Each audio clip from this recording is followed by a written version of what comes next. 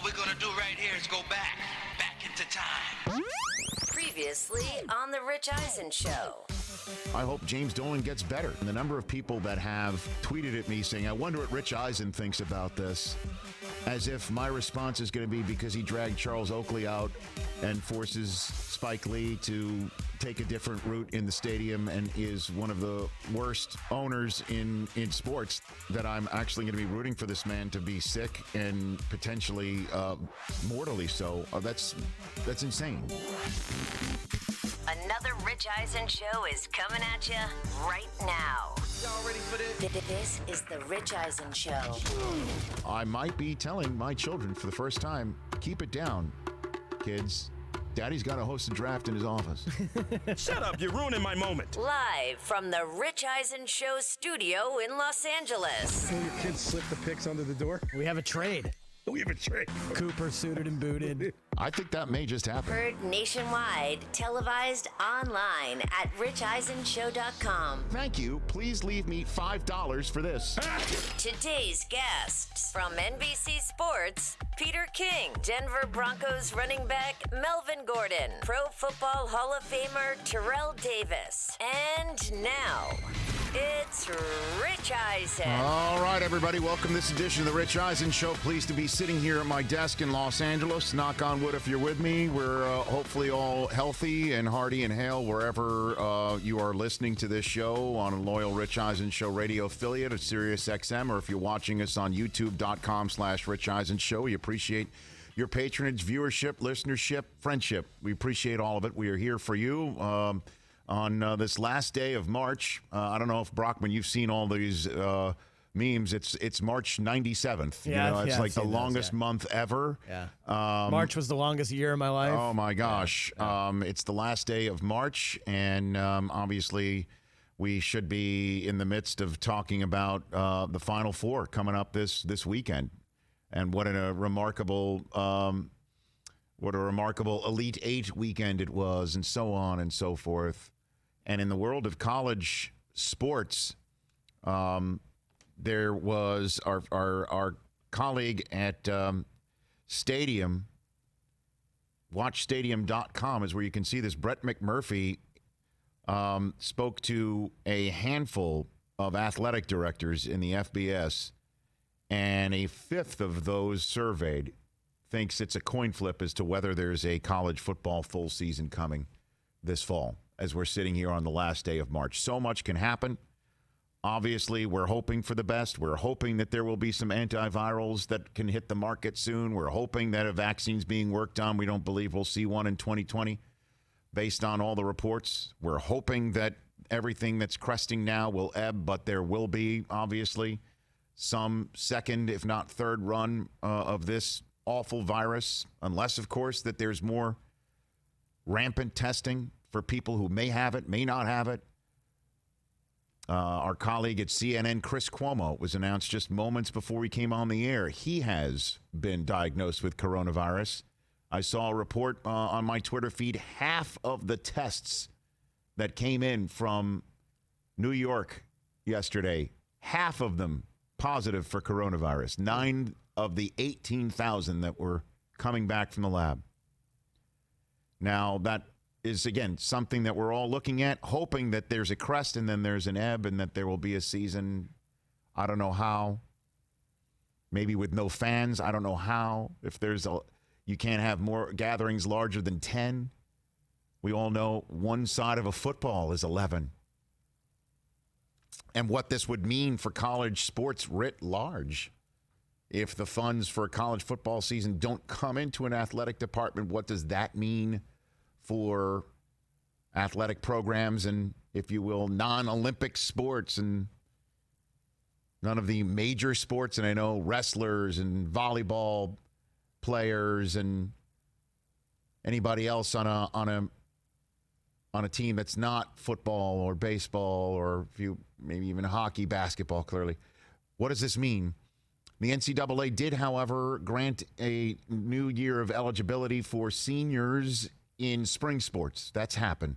Brett McMurphy is going to be joining us at the top of the second hour to talk about all this. And you know that we're going to be football heavy as always here on the show. I love talking football. Peter King, and then 2 Bronco running backs, current legend, Melvin Gordon, Terrell Davis. Those are our last 2 guests today. God, Melvin Gordon on the Broncos, man. I know. And there's lots to talk about with him. He mentioned in a recent radio interview that his holdout in Los Angeles with the Chargers affected relationships. I can't wait to delve in a little bit more into that with this very thoughtful Badger. Now Bronco by way of Los Angeles and San Diego. Melvin Gordon will be joining us. And Peter King is going to be first up. But I'll tell you this. It's kind of, indicative of our world right now with no live sports going on, that the biggest sports news is that a documentary has been moved up a couple months. I mean, that's pretty big news. The 10-part documentary on Michael Jordan and the 90s Bulls that ESPN has been cooking up in their edit bays with the help of Netflix. It was supposed to run this summer. They've moved it up. They announced the date to April 19th, 10-part documentary. Now, the last time ESPN did this with Netflix, they won an Oscar, correct? Correct. A little different topic. Yeah, with O.J. Simpson. But you saw how comprehensive it was, and I can't wait for this to be done because Jordan was part and parcel of this too. And it's going to start on April 9th, originally slated for June. It's going to be 2 episodes, correct, starting on April 19th? Yeah, so I got the schedule here, guys. Sunday, April 19th is the premiere, 9 p.m. and 10 p.m. Eastern, the first 2 episodes. Yes.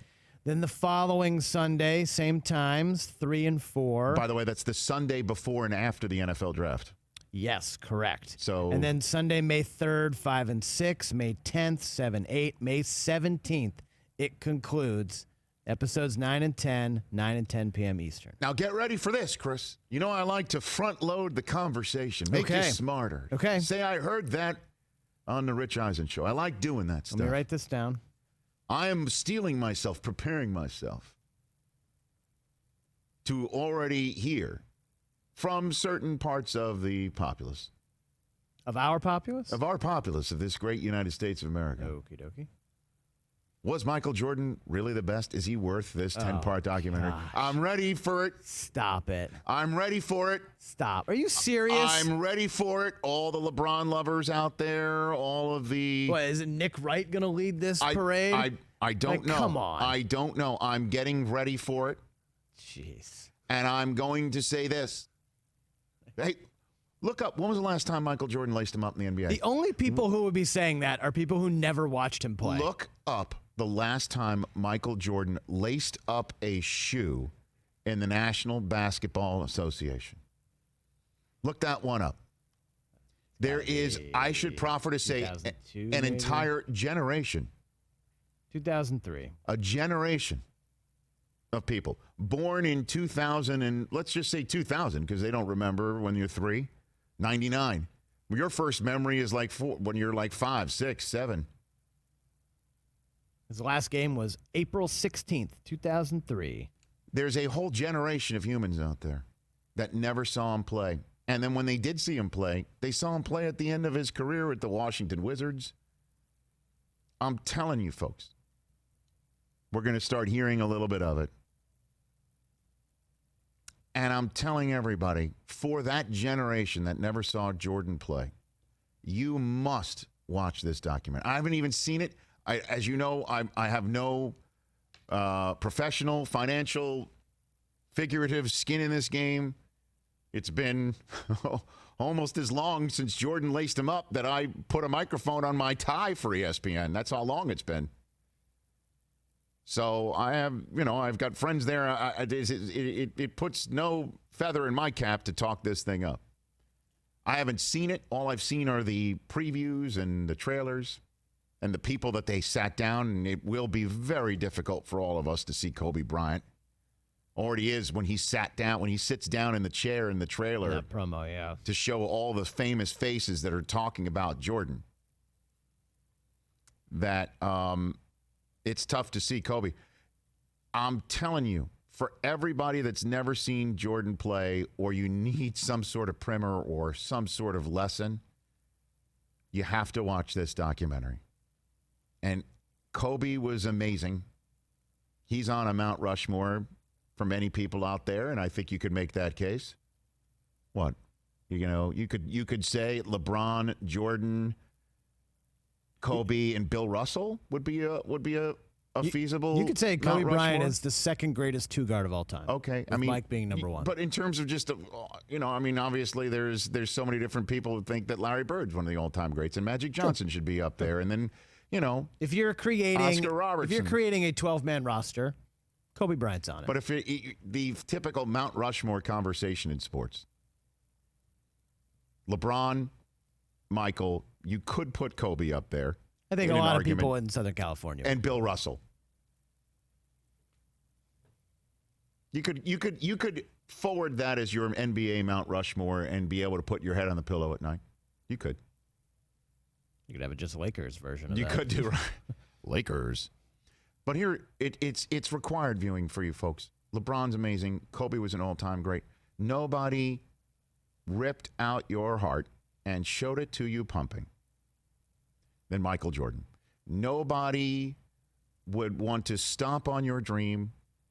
Nobody tugged on his cape. Nobody. By the way, that's a Croce lyric. Oh. You don't tug on Superman's cape. You don't spit in the wind. But anyway, I'm mixing my decades. Nobody did it. He's the all-time greatest. Period. End of story. You have to see this documentary. I cannot wait for it. And it will end the conversation, the argument that comes up every now and then. Who's the all-time great? There's only one in the NBA. I've never seen anything like it before or since. And in this day of the super teams, Jordan wanted no part of that. Bird and Magic helped pave that way for sure. Jordan did have a super team. He and Pippen together, and then everybody else. So I cannot wait for this documentary. Can't wait. April 19th, that's Sunday, and then the NFL draft, and then when the draft's over, another Sunday. Maybe we'll feel a little bit normal when we turn the television set on for just a split second. Hopefully. As we're all going through the crest and then the ebb. But good on ESPN for moving this up. Well, there must have been a lot of people in edit bays over the last few days and weeks that have just moved this thing heaven and earth. I can't wait to see it. I'm telling you, it was an event. It was a total event when Michael Jordan was playing. Well, every weekend on NBC, it seemed like the Bulls were the game of the week. Pretty much. Just seeing the old Chicago Stadium and then the United Center, which was built because of Jordan's immense success. And then Jordan, I can't wait to see how they have the conversation about him going to play baseball with the White Sox. And him sitting down there while the Bulls were going on without him. There's a 30 for 30, of course, about that whole experience. And Jordan how rides the bus. It's going to be terrific. I can't wait for it. And again, everybody out there, the lesson will be over for you if you need it. This guy, nobody ever before or since. What an all-time great he is. 844-204-RICH is the number to dial. I'm willing to have a conversation about it. All you millennials out there potentially watching us on youtube.com/Rich Eisen Show and marveling at my, what would you say, light tan V-neck sweater that I've got we're rocking today? Well, it looks a little cream in the light. Cream in the Light was a great Eric Clapton, right? I was saying, it sounds like a Was Jim that it? Croce song, too. Cream in the Light? Cream in the Light. Was the flip side of... White Room. Yeah, Zach, thank you. All right. I don't know what that was. I have no idea what song I just quoted from Jim Croce, but all right. Long story short, Peter King, Brett McMurphy, Melvin Gordon, Terrell Davis. I can't believe I just had, if you will, a monologue on Michael Jordan's greatness, but I do believe I have to say this sort of stuff. Yes. Who is Michael? Michael's a guy that can't put a team together in Charlotte. Yeah. Who's Michael Jordan? Oh yeah, I know him from his logo, and I love his shoes. Right. All-time greatest competitor, all-time greatest winner, all-time greatest basketball player, self-made in many ways. He got better every year. he needed to shoot threes. He shot three. You know, LeBron's doing the same thing, too, in his career. You need to shoot threes? Let's shoot threes. Let's keep going. One of the all-time greatest defenders. Forget it. We keep talking about his shot-making ability, which he first showed in the national championship game with North Carolina, by the way. I mean, I can't believe I have to read off his bona fides, but 9-time all-defensive team. Yeah. Right. This 5-time MVP. I'm glad 6-time Finals MVP. I'm glad this documentary's coming out. There's a whole generation of people that don't know it. 844-204-RICH, number to dial. Peter King, his Football Morning in America column was all about the draft. And I'm wondering how we can potentially update what he knows about the plans for that. Is pass interference being reviewable about to go by the wayside? Is that about to be as history as we hope this virus will soon be? Also, Melvin Gordon, Terrell Davis, Brett McMurphy on the college football viability and college athletics and how it will be affected if there is no football playing season. That's all next with Peter King. You at 844-204-RICH, listening on this radio station, or going to youtube.com/Rich Eisen Show to be part of all the fun. And during the radio commercial breaks, we pop on and have some chit-chat. And in that regard, it's apparently a bone to pick across the aisle over here that I'm going to play the Mike Pereira referee role in.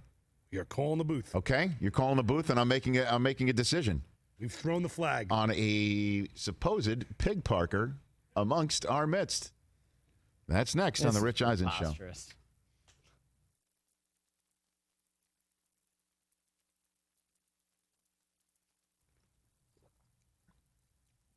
Okay. All right.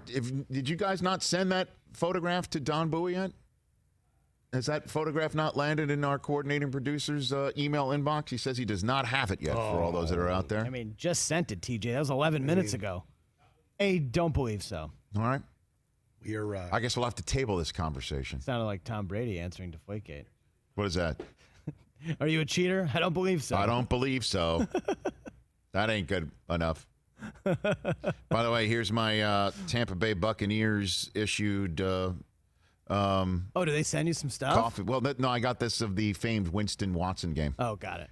Okay, here's the here we go. Let's take a look at the visual evidence. Okay.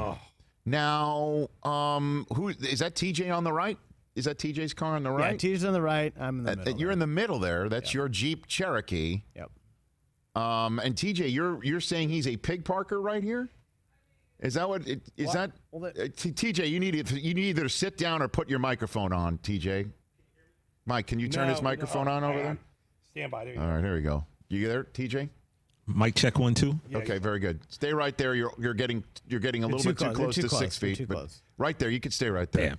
Now, I pulled in around him, and I thought it was kind of weird that he was so far over, and just wanted to point it out to him. Now, the question is in this situation, it's kind of like, now, are you asking me for a ruling? No.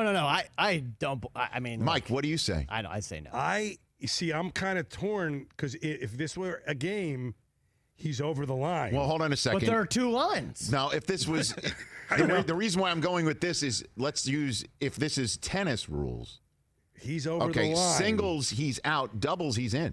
Well, singles I hit the line. So I'm in. No, singles you're on the line. You hit the line, I guess. If this is Hawkeye, that's what I'm saying. I mean, the tires are. It looks like he's over a little bit over that first line. I just felt like there was a lot of room to the left. Here's what I said, and I kind of thought about this. I wouldn't give Brockman a ticket as a cop in this case. There's nothing wrong. What if you got to make a quota? It is Today's the 31st. How fast can I write that ticket? Exactly. Right. I mean, ticket guy. But here's the thing. Which means Brockman didn't go over. Why are there two lines? Well, I think the two lines are there. It's kind of you get a buffer. It's a buffer. I always thought it was a buffer. If you're between, that's a tight fit. That's a perfect park job. TJ to open his door would have a tough. Yeah, TJ to open his door is going to hit you, don't you think? I just thought you had a lot of room on the left. That's true. I also think that angle of the angle of the photograph. Oh, come on, Directly angle of the behind your car. photograph. You got a good foot. By the way, not directly behind my car. You are almost even with that right inside line. All right, so here's the way I'm looking at it right now. You definitely had more room to your left. You definitely you're definitely in car door length of getting nicked by TJ, who is a man of how shall I say this? A certain size that requires you to be further to the left. A little bit. Yeah, but I don't know who's going to park next to me. All right, here's Don Bowie, our coordinating producer, is saying, why don't we see the right side of TJ's car? That I think we need to widen out. If you forced him to widen out and now suddenly it's a domino effect. Well, there's nothing. There's nothing on the other side. There's nothing on the other side. Oh, there's nothing on the other side. See, somebody just said had a good thing in the 454. That's a It's a three-lane neutral zone situation. infraction. Now, I added the infraction. Well done. But they said neutral. That is a neutral zone. It's neutral space. That's encroachment. It's the buffer encroachment. 5-yard penalty. 5-yard Neutral penalty. space, says Steve McCarthy. Yeah. More or less, I just figured it would give us Junior something to talk 34 about calls today. it encroachment. Yeah, I mean, Yeah, man. could be worse. You're right. I just Why are there two lines? this is fascinating. I mean, these are. If this is- Santiago didn't need to be touched, why the two orders? Yeah, I know, right? Why the two Why orders? order the code red? Yeah, I why the two totally orders? Very agree. good. That's been. I wish we could ask Peter King for his help. Send it to him. I say we. Ask Although everybody. I don't know, man. Peter King got in some trouble with a bike lane once. That's right. So I don't know. He might go again. I don't know if Peter, I don't know if he could be walking a dog in Brooklyn or something like that. Peter's on. How much time till we're back on the radio We set? got a minute. Oh, yep. Peter, you there? It's Rich. Hey, Rich, I'm sitting here in my office Okay, right now in are you Brooklyn. are you Yeah. watching us on our? Call up YouTube.com/Rich Eisen Show and take a look at the photograph of the cars in the next minute, and you tell me if you think that's a Okay. pig parking job. Okay. Call up Good, our I'll YouTube do stream. that. Okay, very good. Peter King, put him back on hold. We're back shortly.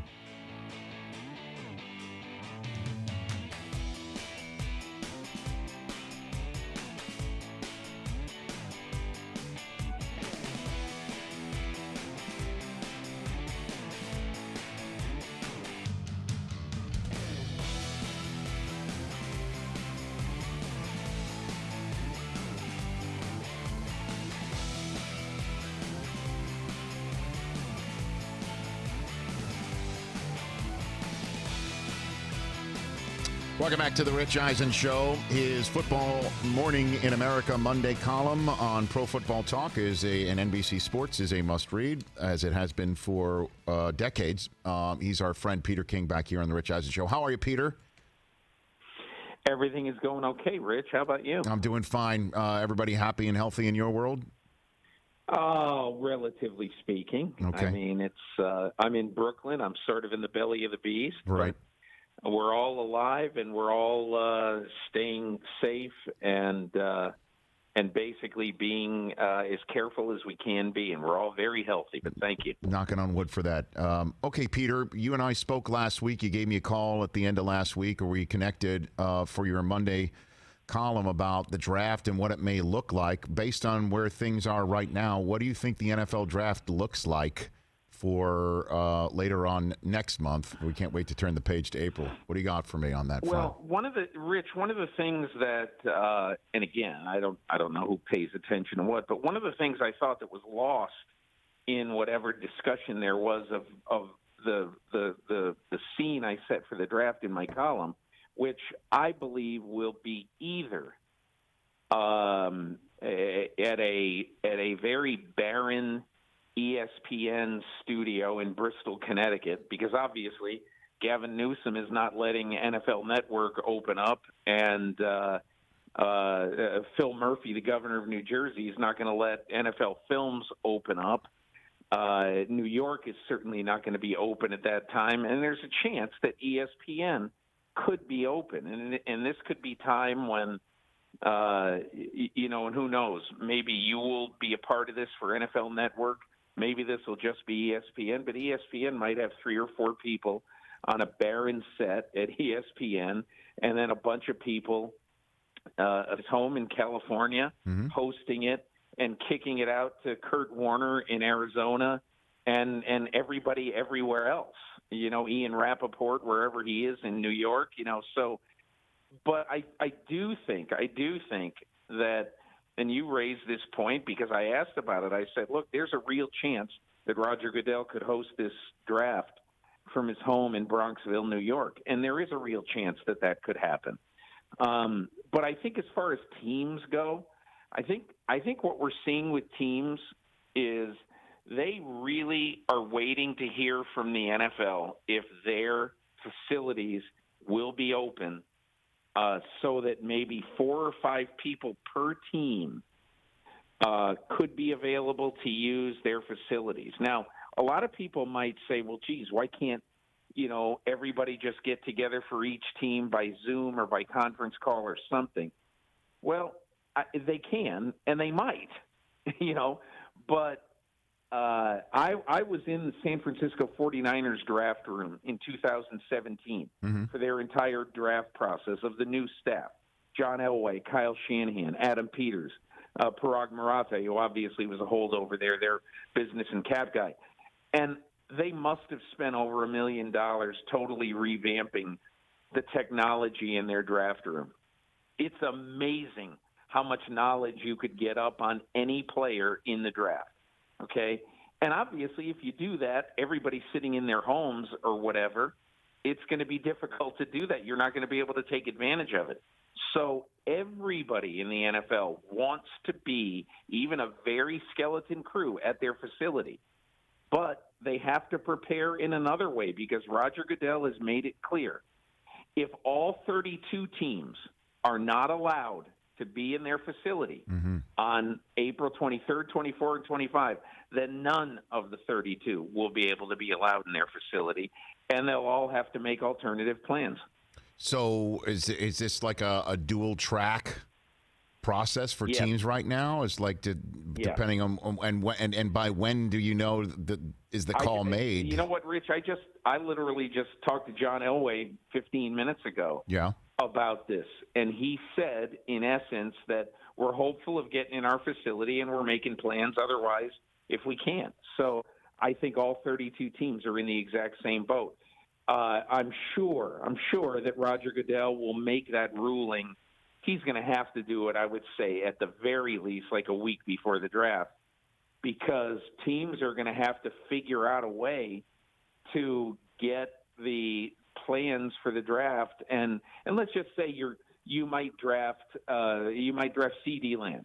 Okay, everyone is going to have either an IT person make it possible for them to call up every bit of information they have in their organization on CeeDee Lamb, every scouting report, everything, so that when they're in the process of discussing, hey, what are we doing here?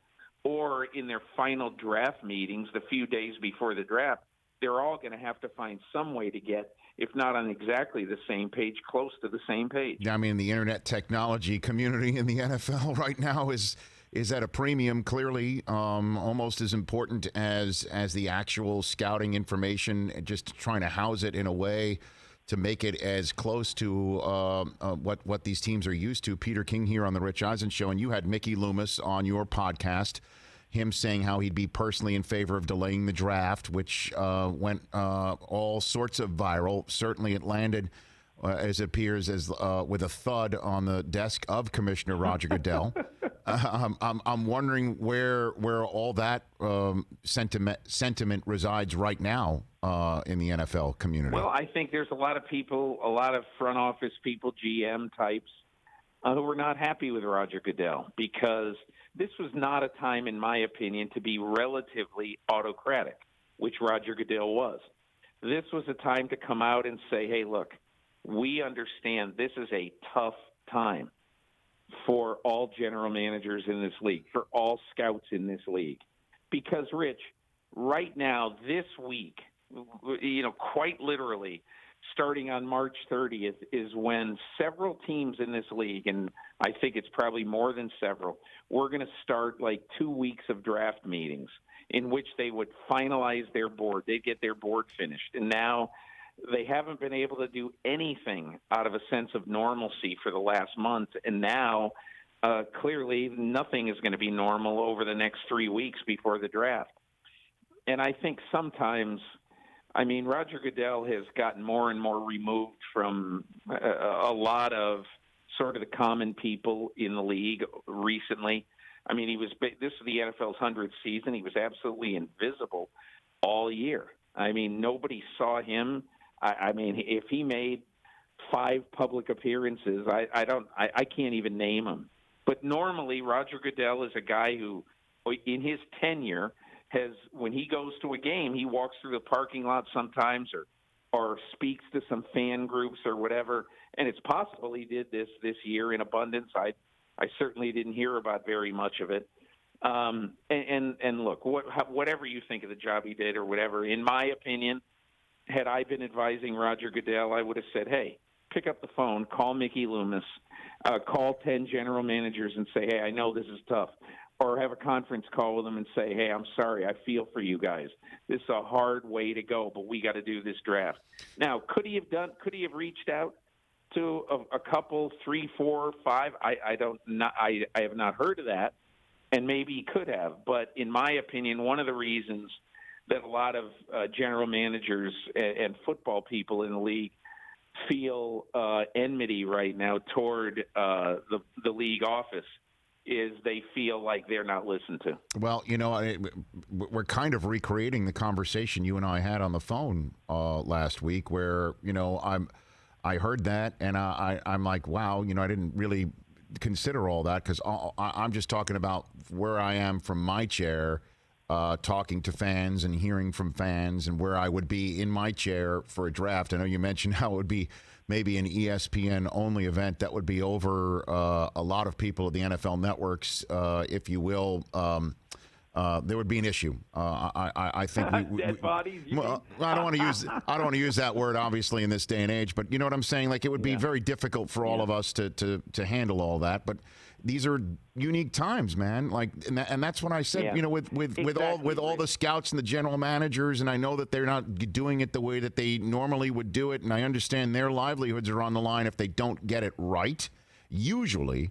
But if things are in this country necessary for the fans to get some form of a distraction, what 3-day event could there possibly be at all in the sports world that comes remotely close to this? I mean, we're talking about a Jordan documentary being something to celebrate, being moved up by 2 months.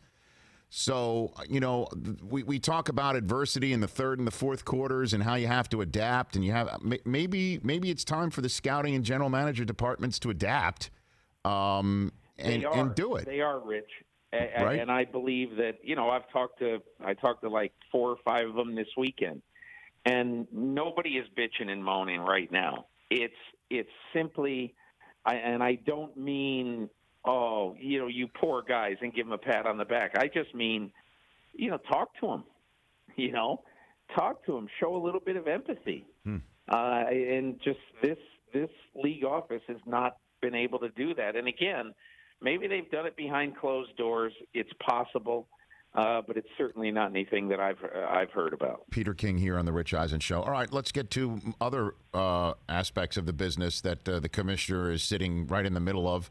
And that is the owners meeting that would have happened and the rules of the NFL. Is pass interference, where's that situation right now, Peter? Rich, what's really interesting, I heard this weekend that they have not gotten into the nuts and bolts of what they want to do with pass interference because the competition committee knew that there was not going to be a vote on this this week. Okay. And so their whole feeling is we have a bunch of things we need to do now that, quite frankly, are more important than the clarification of this rule.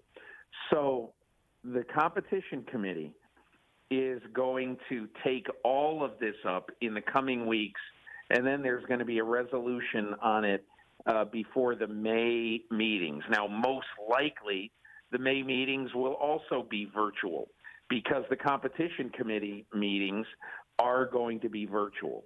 They held some last week, but they basically realized that we don't really have time to get everybody involved in this right now. obviously there's a lot of these things that the coaches want to be involved in heavily and want to be heard. And so I think they all felt like this is something that's going to be better done, in the weeks before the May meetings, especially because now there was going to be no way that they were going to come to any sort of resolution with everything else they have going on. So then what are the votes that they do have in front of them? Are they television related, schedule related? Television, and how exactly, just confirming what exactly will be done with the extra 2 playoff teams. Right. Okay, so as everybody knows, playoff thing goes up from 12 teams to 14, one additional one per conference. Almost certainly the seeding will remain exactly the same. You will not reseed after every thing. After every round, right. Basically, it is going to be very simply playoffs as usual, with the I'm hearing with the exception of now there's only going to be one team with a bye, and so obviously it's 2 versus 7, 3 versus 6, 4 versus 5. There's 2 other little things: which TV networks get the games. Right. That's one thing, and then the final thing is just confirming that this is going to be 3 wild card games on Saturday, 3 on Sunday. Unbelievable. Which is how my understanding is that's what will be announced later today. But there is a chance, Rich, in the future, in future years of this CBA, that they will experiment with a Monday night game in wild card weekend. Because if you think about it, the amount of people who would watch Monday at 8:15 versus Saturday at 1:05, right, is, I think it could be double the audience. I agree. It's not even close. But then there's the issue of whoever wins that game would have to play a game on Sunday the following week. You can't go Monday to Saturday. I mean, that would be such a competitive disadvantage. But here's the thing. Here's what I would say about that. If you're going on a short week after playing the previous Sunday, right, to play on Saturday, okay, and also to play the early game on Saturday, you're playing at 1:05 p.m. because that's the game that would be eliminated in a 2-3-1 situation. 2 Saturday, 3 Sunday, 1 Monday. So how big of a difference, honestly, is it to have a short week afternoon game, in week 1 of in the division round versus right, winning that game and having a short week game the following Sunday? Any chance I really don't think it's that big a deal. Any chance that ownership just comes out and says, whichever happens, 1 o'clock on Saturday or 4:30 on Saturday, the Texans get that game regardless because that's the way it goes? Is that possible? Do they actually make a rule? That's a new league rule. If the Texans make it. They play a playoff game on Wild Card Weekend at 3:35 Central. Has to be. Must. It's a league rule. It is. That's what they're voting on. They should just make it. They should just codify it, Peter, and be done with it. Right. Poor J.J. Watt. Yeah, I know. He never gets. He'll never play a primetime playoff game in his life. No. Pretty much. We talk about it all the time. Yeah, that's a running joke. All right, last one for you, Peter, before I let you go. The markets for Cam Newton and Jameis Winston, do you think they get signed before the draft? I think they got to see how that goes, and then we'll see how it goes after that, right? Right now? My gut feeling is the only team that might sign one of them before the draft is Jacksonville.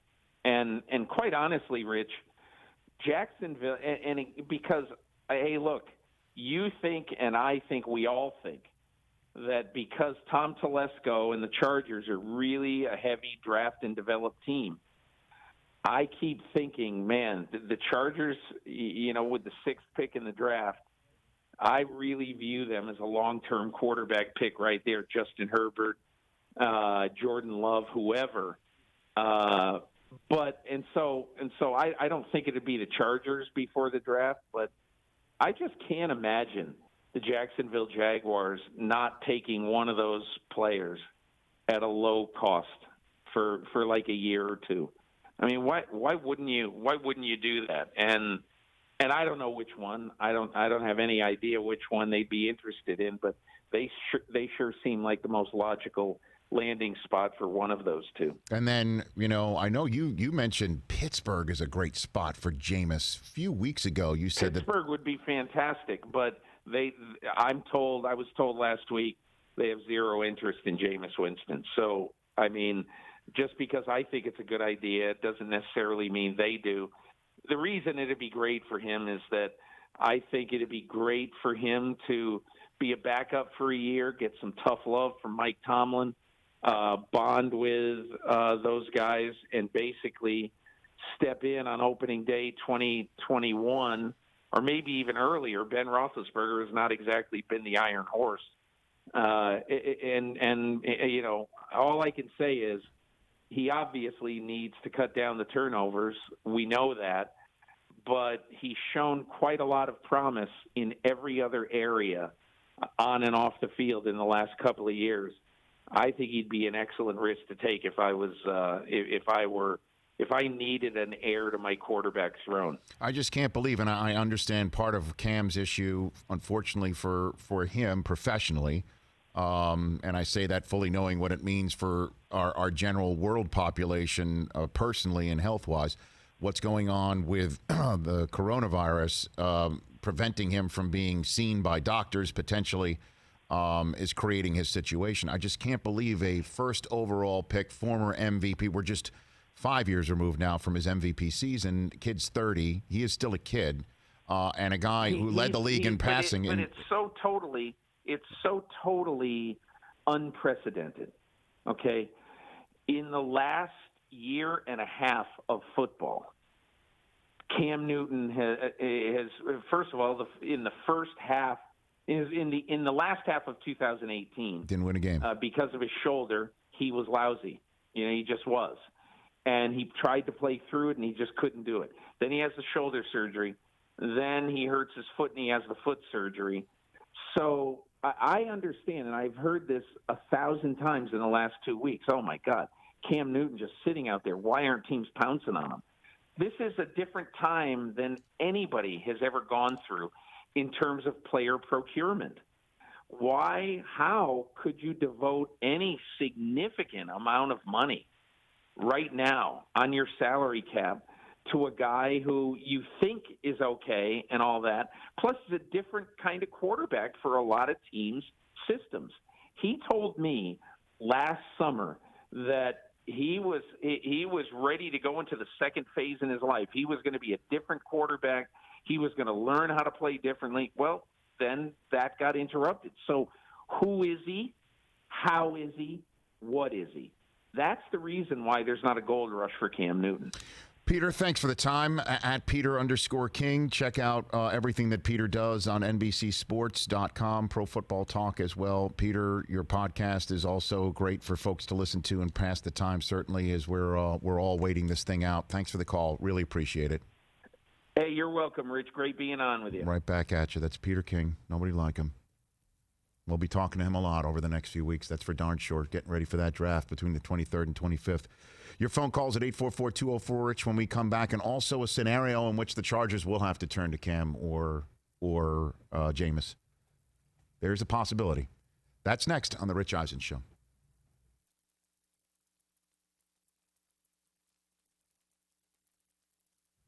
Too much NFL stuff. We couldn't get to Peter about what he thought about your pig parking potential. Alleged. Triple P, potential pig parker. Chris Brockman over there. Buffer zone infraction. Buffer zone infraction is what the folks in the wormhole are saying right now. Yep. Wow. That's the.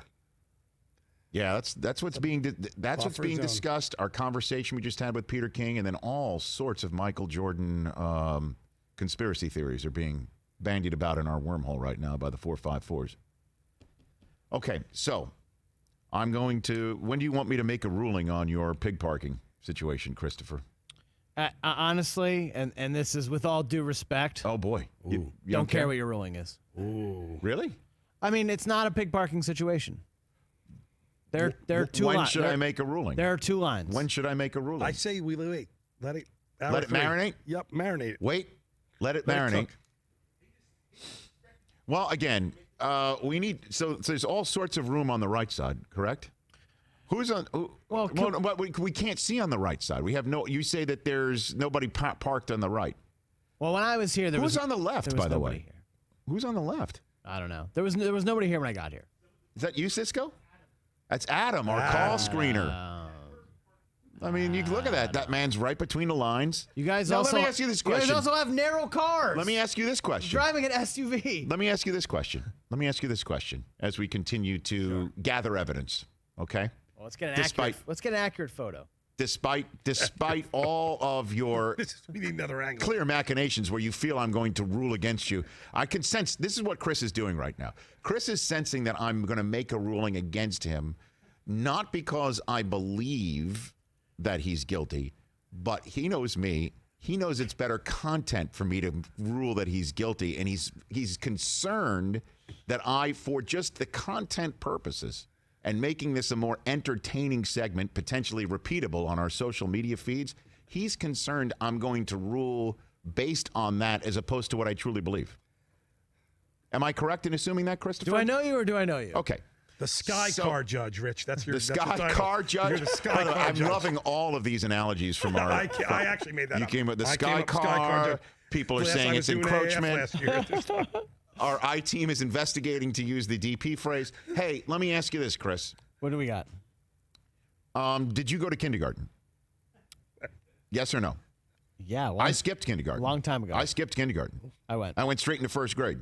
Valley Park Elementary School in Ketchikan, Alaska. Interesting that was Valley Park also outside one of the lines, or was that how was that park job? Oh yeah. I mean, I wasn't driving then. Okay, very good. So, how are you coloring? Should we get Mary on the phone?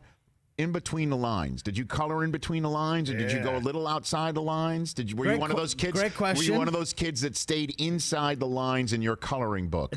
I could get my mom to color in. I don't know. Honestly, don't remember. I think these are very important. Just because, I want to take a look at this how you've been raised. Okay, I want to take a look at this, how far back this goes. This could have started as a child. Exactly. There could be some deep-seated, long time where you feel like that's a fine coloring job right there. He never encroaches me. That's a fine coloring job right there. He never encroaches me here. Sure. Or this could just be an anomaly. Not going to lie, that's social car distancing is not being practiced. Social car distancing. I made that one. Well, here's the thing. Wow, you're like on fire over there. And here's the thing Mike. that I pointed out today. There are these spots that are before the gate where you got to use your parking badge. We're the only ones here. I know, but you can't just explore the studio space. There's nobody else here. Explore the parking so, space. There's 1,000 It's not spots. like you need more. Why are you parking right next to me? Why are you parking outside one of the Because I lines? was here first. This is like planting the flag PJ. on the lands. I was here first. I claim the space. Park somewhere else. We're on the periphery of a Seinfeld episode where, by the way, George was correct, and anybody who has to back into the spot has first dibs on a spot. Nobody goes in head first into a spot. I mean, that's like an animal. All right, you understand what I'm saying? So just because you're first up, you should set the example for everybody else who's parking after you. Yeah, get your own spots. TJ, you want to chime in over there? Now I'm going full heel for the betterment of the segment. For the betterment of the segment. Well, Get your own. By the way, don't show up at 8:30. Get here at 7:15 like the rest of us. There was no doubt you were going to go full hill anyway because, you're the hill. Somebody is saying, Steve McCarthy in our 454 is saying that you should use the same rules as a urinal. Which is what? Don't go which in is the your middle. point? Well, also, but your point is, hey, if there's more around you, go there. Go there. Why are you trying to park right next to me? To be continued. Because it was an empty spot. To be continued. There's a whole parking garage full of empty spots.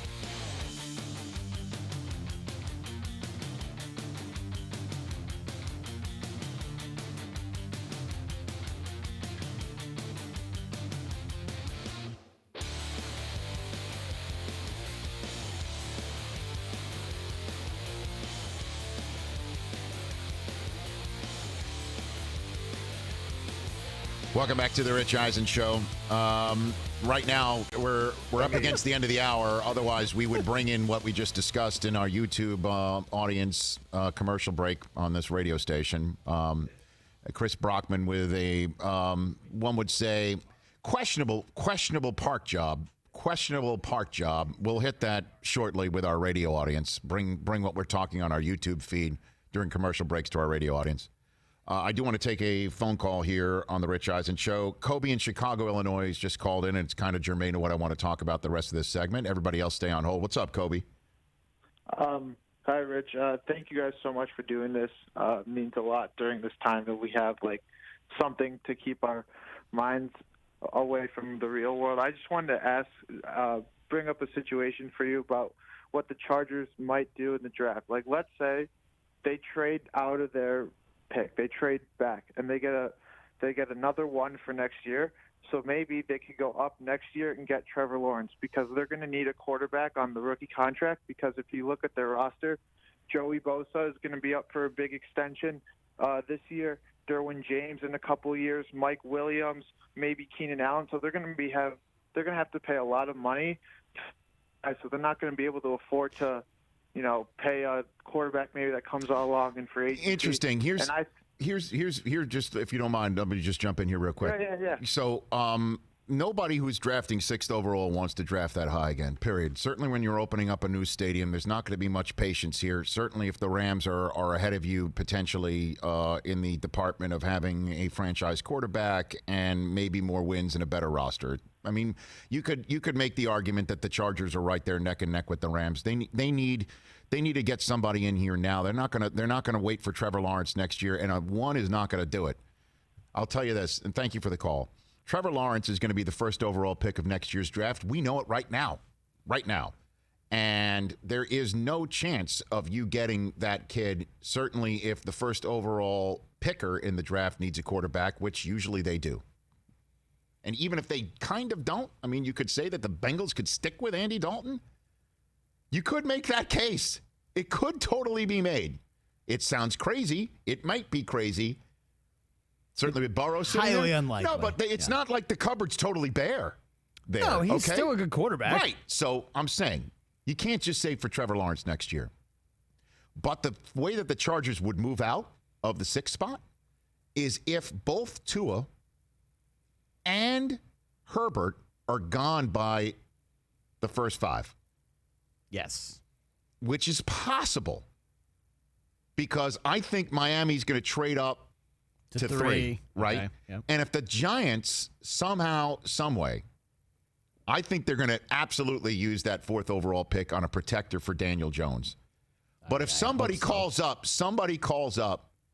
freaking out, they love Herbert. They've fallen in love with Herbert. They think Herbert's the guy. Last year, Herbert, before he went back to Oregon, a lot of people were talking about him as the 1st overall pick in the draft, right? Totally. He could shoot up draft boards. Need plus desire equals overdraft, if you want to use that phrase. Jacksonville could go up and get him. Somebody could go up and get him. Certainly, if the Lions are sitting there at 5 and they're thinking, okay, somebody wants Herbert. Well, we just made a killing for Tua to trade from 3 down to 5. Let's make another killing. Let's move down to 9 if the Jacksonville Jaguars want him so bad. We can get somebody pretty damn good down there, too. Certainly, since the 3 quarterbacks going in the first 5 winds up shoving people like Isaiah Simmons down. Every wide receiver you need would still be there at 9. These are we're just gaming this out as a scenario. So if Herbert, Tua, and Burrow are all gone by the Chargers are sitting there at 6, they trade out, and that's when maybe they call up Cam. And they call up Jameis and say, all right, the plan for Brady didn't work, and the plan to sit there at 6 to maybe trade up didn't work, or the plan to sit there at 6 and let somebody we love fall to us didn't work either. Let's, in case of emergency in this draft, you break the glass and call Newton or Jameis. That's the way that one of those two winds up here in Los Angeles. It's possible. Who knows? 844-204-RICH. Brett McMurphy will be joining us at the top of the next hour. Is college football really on the rocks? Many athletic directors think so. Melvin Gordon, and your calls too.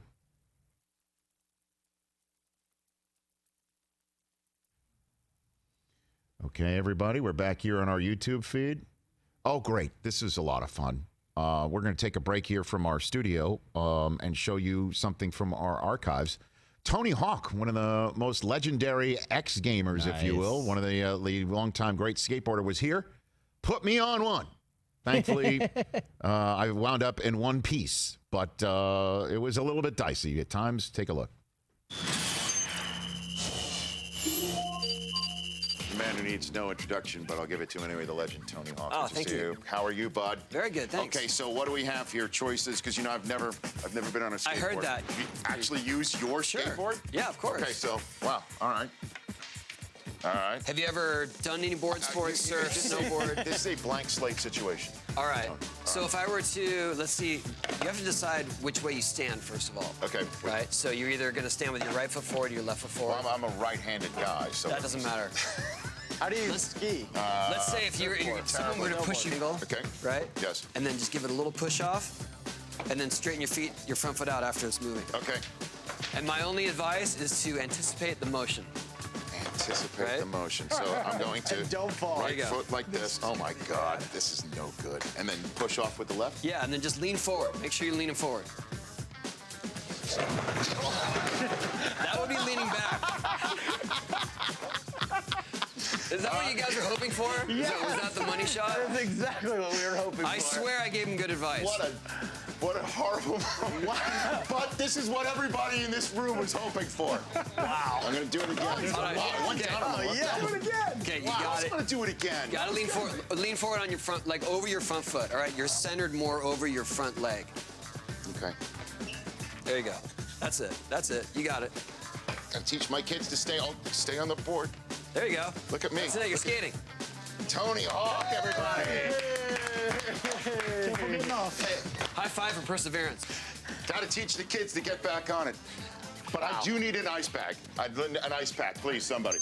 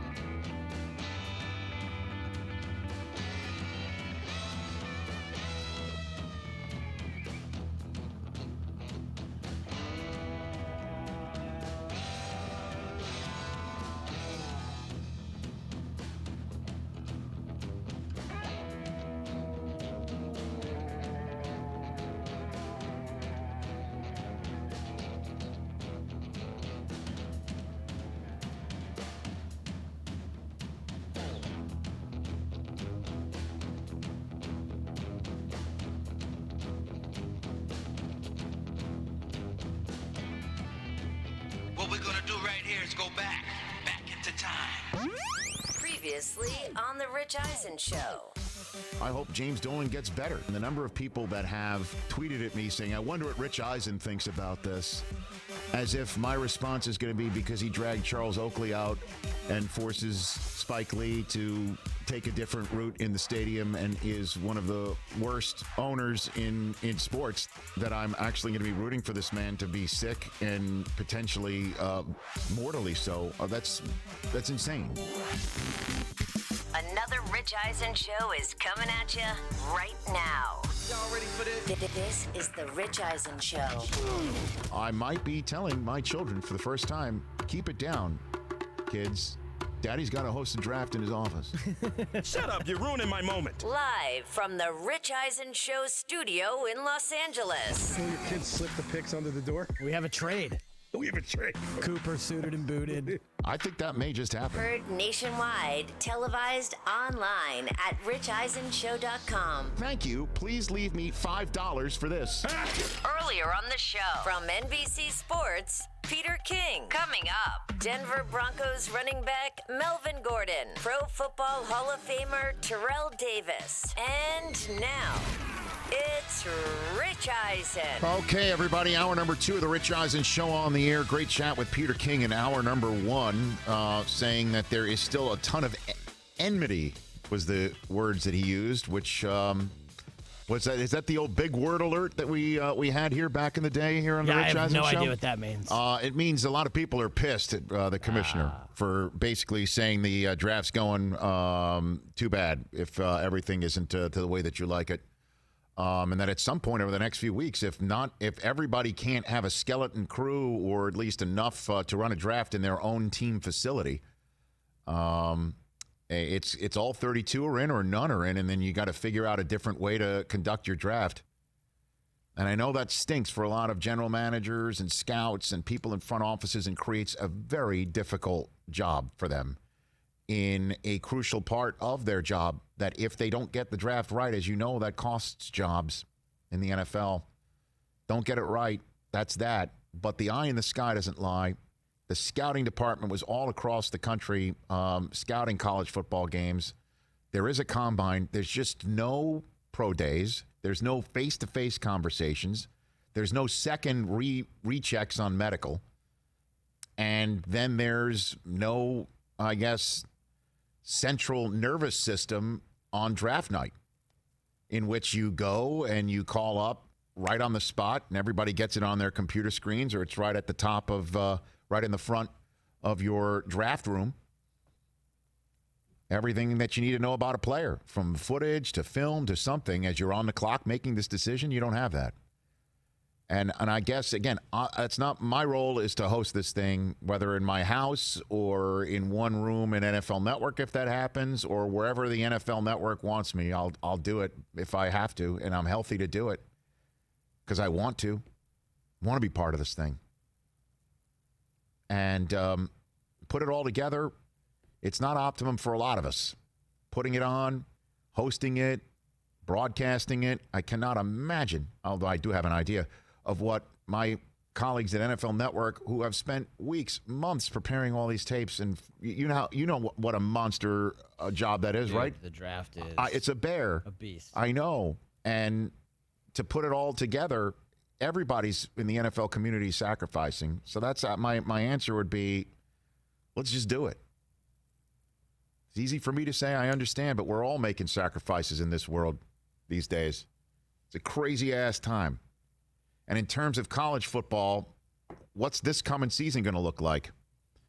Our friend Brett McMurphy from Stadium, the Stadium College Football Insider, put out a piece today, wrote a piece based on a poll that he conducted of Football Bowl Subdivision FBS athletic directors. And he joins us right here on the Rich Eisen Show to help reveal some of the results. How are you, Brett? Hey, good afternoon, Rich. I hope everybody in your world happy, healthy.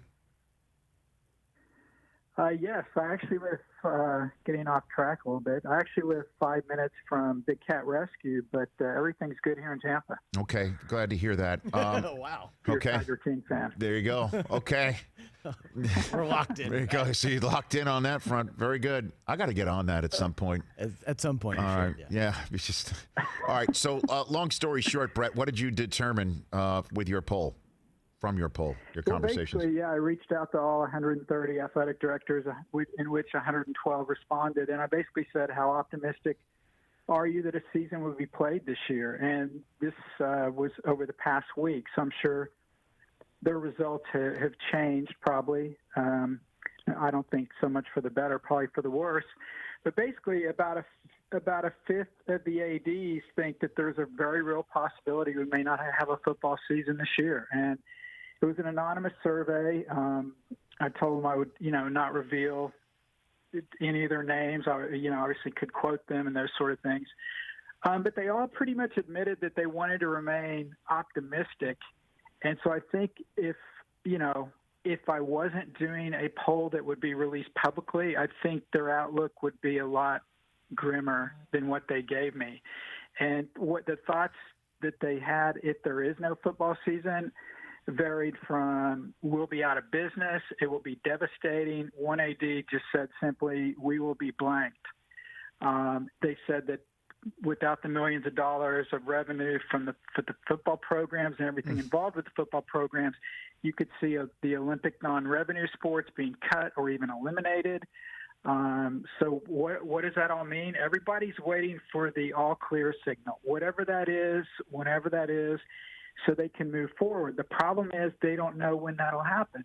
For instance, Duke has already canceled its on-campus summer session. I just think, personally, I think it's not realistic that when we get to the fall, that all these universities will be okay with saying, all right, you know what, you 30 and 40,000 student body from all over the world, come back to campus now, it's safe. I don't think that's going to happen. And so if that doesn't happen, then do you move the football season back? Do you play conference-only games?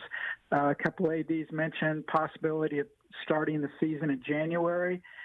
I know how crazy that sounds. I would have laughed at that a few weeks ago.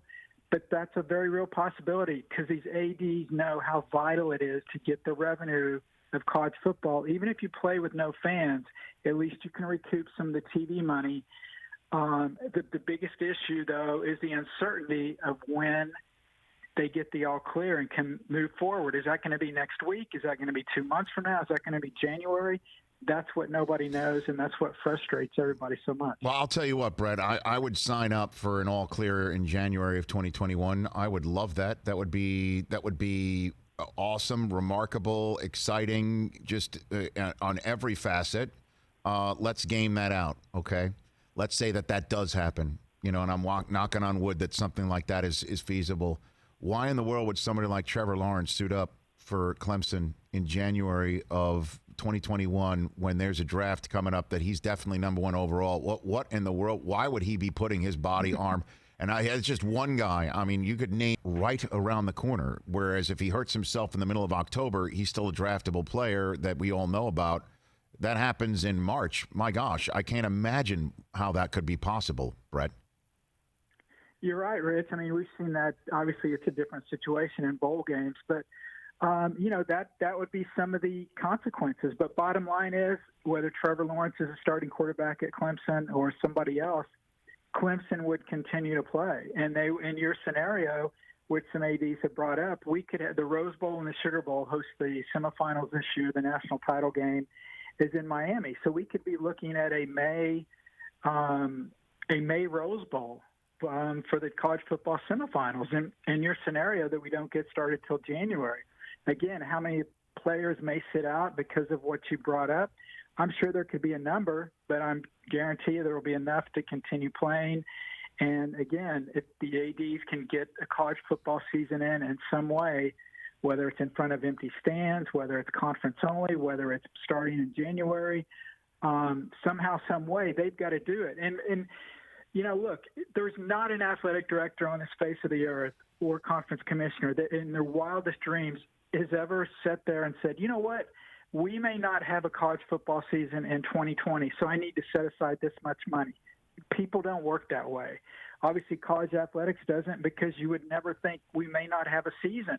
But now that that's a very real possibility, they're coming up with all these, possible ways to get these things in. But you bring up a great point, and that would be one of the things, that would have to be considered. Also, you would basically be ending your season in May, and then you would be starting, practice for the next season just 2 months later. Brett McMurphy, Stadium College Football Insider, right here on the Rich Eisen Show. So are you saying that the year of eligibility that the NCAA just granted seniors in spring sports, that extra year of eligibility, that piece of good news that we heard, that it's entirely possible that if there is no college football season in 2020, there's no sport for them to return to at their institution of higher learning? Is that possible? Is that what you're saying to me, Brett? Well, no, because the spring sports is mostly the baseball and softball, track and field, those sort of things, golf. So those athletes can return in 2021. But who knows if we're going to have any college athletics next season. I think we will, but again, no one knows when this thing is going to end, when life returns back to normal. But as far as football players, they're in the fall semester sport. They're with the basketball players. The basketball players were not extended an additional year of eligibility, so those guys that were seniors, their careers are over. So if it happened with football, then certainly I'm guessing they would grant another year of eligibility for football players if there was no football season. I guess I should have. A different animal. I guess I should have said there's no program. I mean that you're saying that Right. the programs that are funded by college football, that we're just extended in eligibility. Right. I guess I should have said it that way. That some of these programs might not be around anymore because the money to fund them is gone. Is that it? No, you're absolutely right, and that's what a number of ADs have said. And again, they don't want to do this. They have no desire to do that, but financially, some of these sports that used to be club sports, back when you and I were in college, that are now, university sports, maybe they return to being club sports for a couple of years. Maybe they return to being club sports permanently. I don't know. That's what these athletic directors and ultimately the presidents of these universities have to determine. Is at what cost is it worth having these sports that don't, quite frankly, they don't provide any revenue and they cost the schools money to operate. It's great when you got a football machine, cranking out the money and you can pay for these things. But then when that football money machine runs dry, there will be some consequences. And you bring up a great one. Last one for you. What is there a fail-safe date that you gathered from the athletic directors by which they need to make this decision for 2020? No, Rich, there really isn't. I mean, the coaches want to have anywhere from 4 to 8 weeks to get ready for the season. That obviously would be a decision between all the power conferences to determine what works best for everybody collectively as a group. But I think they are able to adjust those dates to get this thing done. I mean, I think realistically, if you, and I think the last gasp effort would be to play football season in the spring. People always wanted spring football. Here you go. So I think we would have to have the all clear, like you said, by January, because then you could get kids on campus for the spring semester that starts after the Christmas holiday, and then try to get some kind of season in. And then basketball is going to be starting late. You're going to be, March Madness will be going on during college football. I mean, there's a million different scenarios and things that will impact each other. But Rich, I would say if we don't have an all clear by January, then I don't see any way we'll have a college football season in 2020, whether it's in the fall or in the spring. Brett, thanks for the time. Appreciate it. We'll chat soon. Hang in there. Thanks, Rich. You got it. Yeah, it's Brett McMurphy. Check out, again, his piece on watchstadium.com, Stadium College Football Insider. You're on the Rich Eisen Show. Not a chance. It's entirely possible that Trevor Lawrence has played his last game as a Clemson Tiger, even if they have. Yeah. Could you imagine? Hey, everybody, we would be as fans settling in to watch football whenever we can. Yeah, whenever. Right? Yeah, of course. If there's an all clear next January, I'll sign for it. I mean, I saw today the CDC director did an interview, I guess, with NPR, said that the virus is going to be with us for the next 24 months. Settle in. And then hopefully a vaccine will come. There'll be antivirals that help out. Again, you hear a lot of stuff. But let's just game it out. January through, there's a May Rose Bowl, so the draft happens before the Rose Bowl? Well, you're assuming there's an NFL season as well. Well, I mean, even if there is you want to go down that road. Like if the NFL season gets delayed as well, then the draft would have to happen in the summer. 2021 could just be the craziest sports year ever, which, by the way, I'd sign for right now, which means we get through this thing. Right. And let's hope we get through this thing with as few fatalities as possible. And that we do get back to the business of wringing our hands over sports. Yeah, right. Monday morning quarterbacking. 844-204-RICH, number to dial. We'll take your calls, but the next phone call we take is from Melvin Gordon, the new Denver Bronco running back, who in his conference call announcing his signing with the Denver Broncos said that he ruined some relationships with his holdout last year. Let's get into some of that stuff. Melvin Gordon, one of our favorites, now of the Denver Broncos. He's next on the Rich Eisen Show.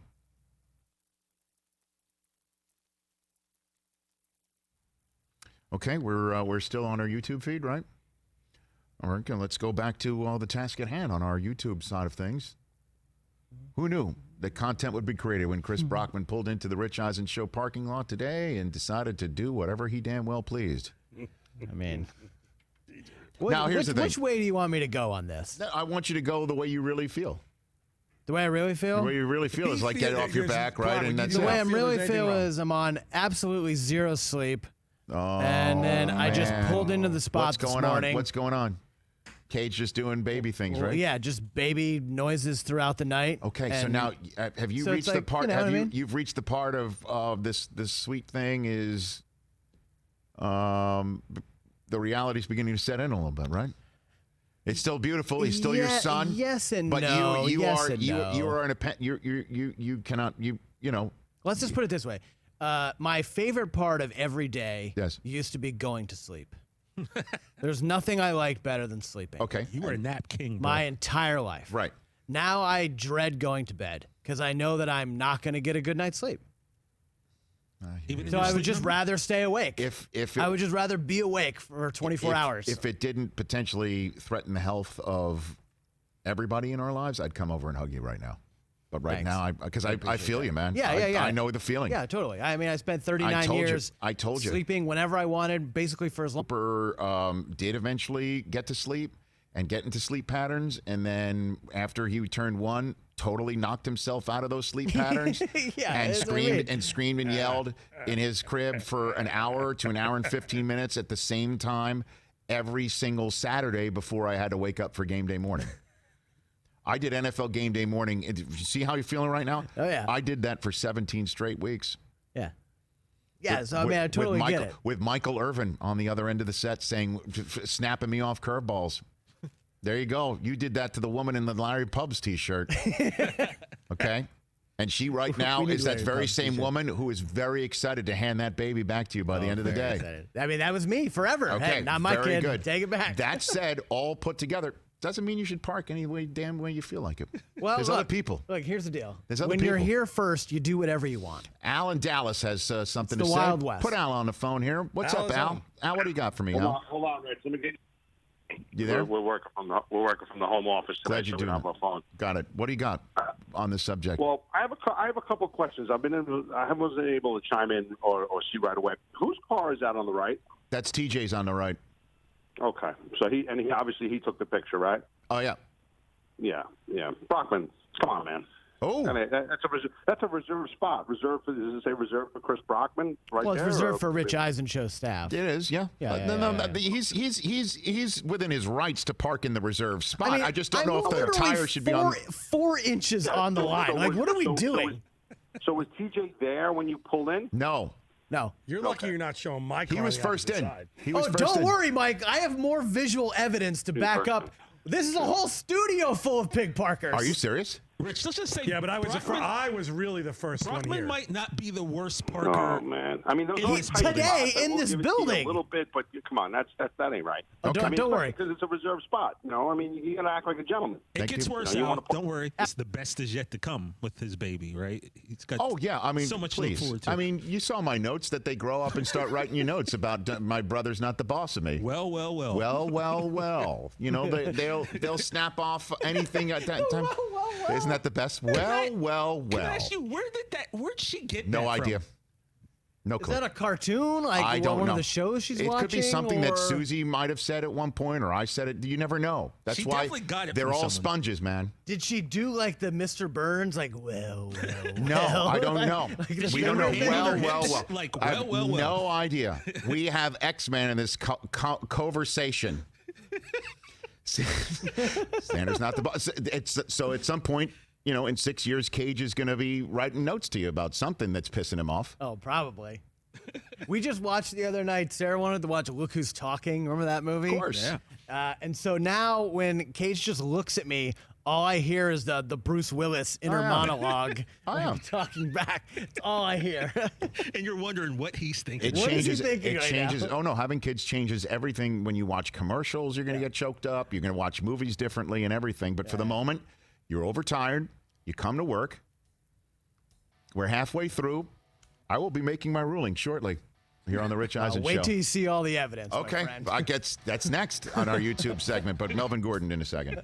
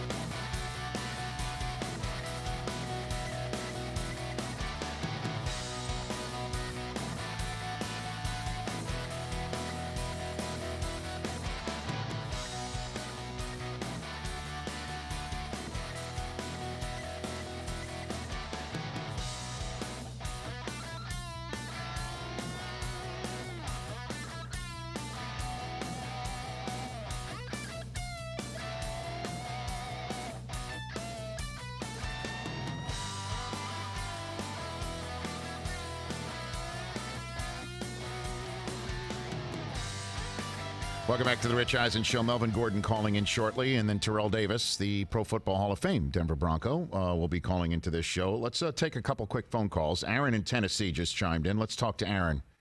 What's up, Aaron? How you doing, Rich? It's always wonderful to hear your voice, especially with the lack of sports, and you guys always bring some wisdom and good takes on different things, so I appreciate you being on the air. Thank you, sir. What's on your mind? So I'm just curious, and I'm not trying to downplay the virus and deaths, but next to each other, packed in these stands in, football stadiums and basketball gyms and everything else, I don't understand, what are we going to do different? What's going to be different in life? Well, I guess let me just take this, because, again, I'm not a doctor, but I'm trying to take in as much information as possible. And, Aaron, this is far more contagious than the regular flu. It kills more than the flu, maybe not yet, but we're talking about many people dying because of this, and that there is no antiviral, there is no vaccine right now. So for the moment, in order to keep as many people alive, we need to do this. And I proffer to say college football and other sports need to stop because of it. I believe you're calling from Tennessee. I think your governor there just today, I believe, issued a shelter-in-place order for your state, and I hope it's in time to make sure that your state stays as healthy as possible, Aaron. I don't know if that makes any sense. We haven't had any cases in the county that I live in, but I understand that. And again, I don't mean to sound like I'm downplaying the virus and everything. I'm just, I've just been curious as to, how are we going to act differently the one thing, so I travel for work, and the one thing that I have noticed here recently is on the airplanes that I'm on, people are wiping down seats and they're being careful. And I look at that and I laugh to a degree to say, not anymore, you man. should do this all the time. You should always be clean, washing your hands regularly. You should use that caution all the time. It's sad that you're waiting now to do this when we should always do this. Aaron, thanks for the call. Appreciate it. And then how we will change as a people based on this. That's for well down the road. He is one of the best running backs in the National Football League, and pleased to have back here on the Rich Eisen Show one of the many Wisconsin Badgers who no doubt wanted to call me up. Or should I? I've got the J.J. Watt mug right here. Should I put the J.J. Watt mug right there? This cup holds Rich Eisen's tears. Wisconsin 35, Michigan 14 is what J.J. Watt sent me. So anytime that J.J. Watt gave me that I have to put on the desk, I guess anytime a Wisconsin Badger calls into the show, that this cup holds my tears. So that's what it says. There you go. That's what it says. How are you doing, Melvin? What's going on in your world? You well? Nothing. Just at home. Trying to work out when I can. Just trying to stay out the way, man. Okay. And everybody in your world healthy, happy? Everybody good as far as you know, or knocking on wood? Yes, sir. Blessed, man. Just trying to keep it that way. Glad to hear that. I met you. As you know, I met your mom. Seems like a lifetime ago, but it was last summer when you were getting set to play. And I know that you said at the time, man, I want to stay here in Southern California and play for the Chargers, but I just don't know. What led you to your decision that I know you're talking a lot about that lately, and I appreciate you calling in one more time. Looking back right now, you said you regretted that decision. Well, can you put a little bit more meat on that bone for me, Melvin? Just for what I wanted to do as a player on the field, and just kind of my mark and where I wanted to be, and looking down the road, I think when I'm looking at my statistics and everything, it's like, man, if I'd have started the whole year out, where would I be as a player?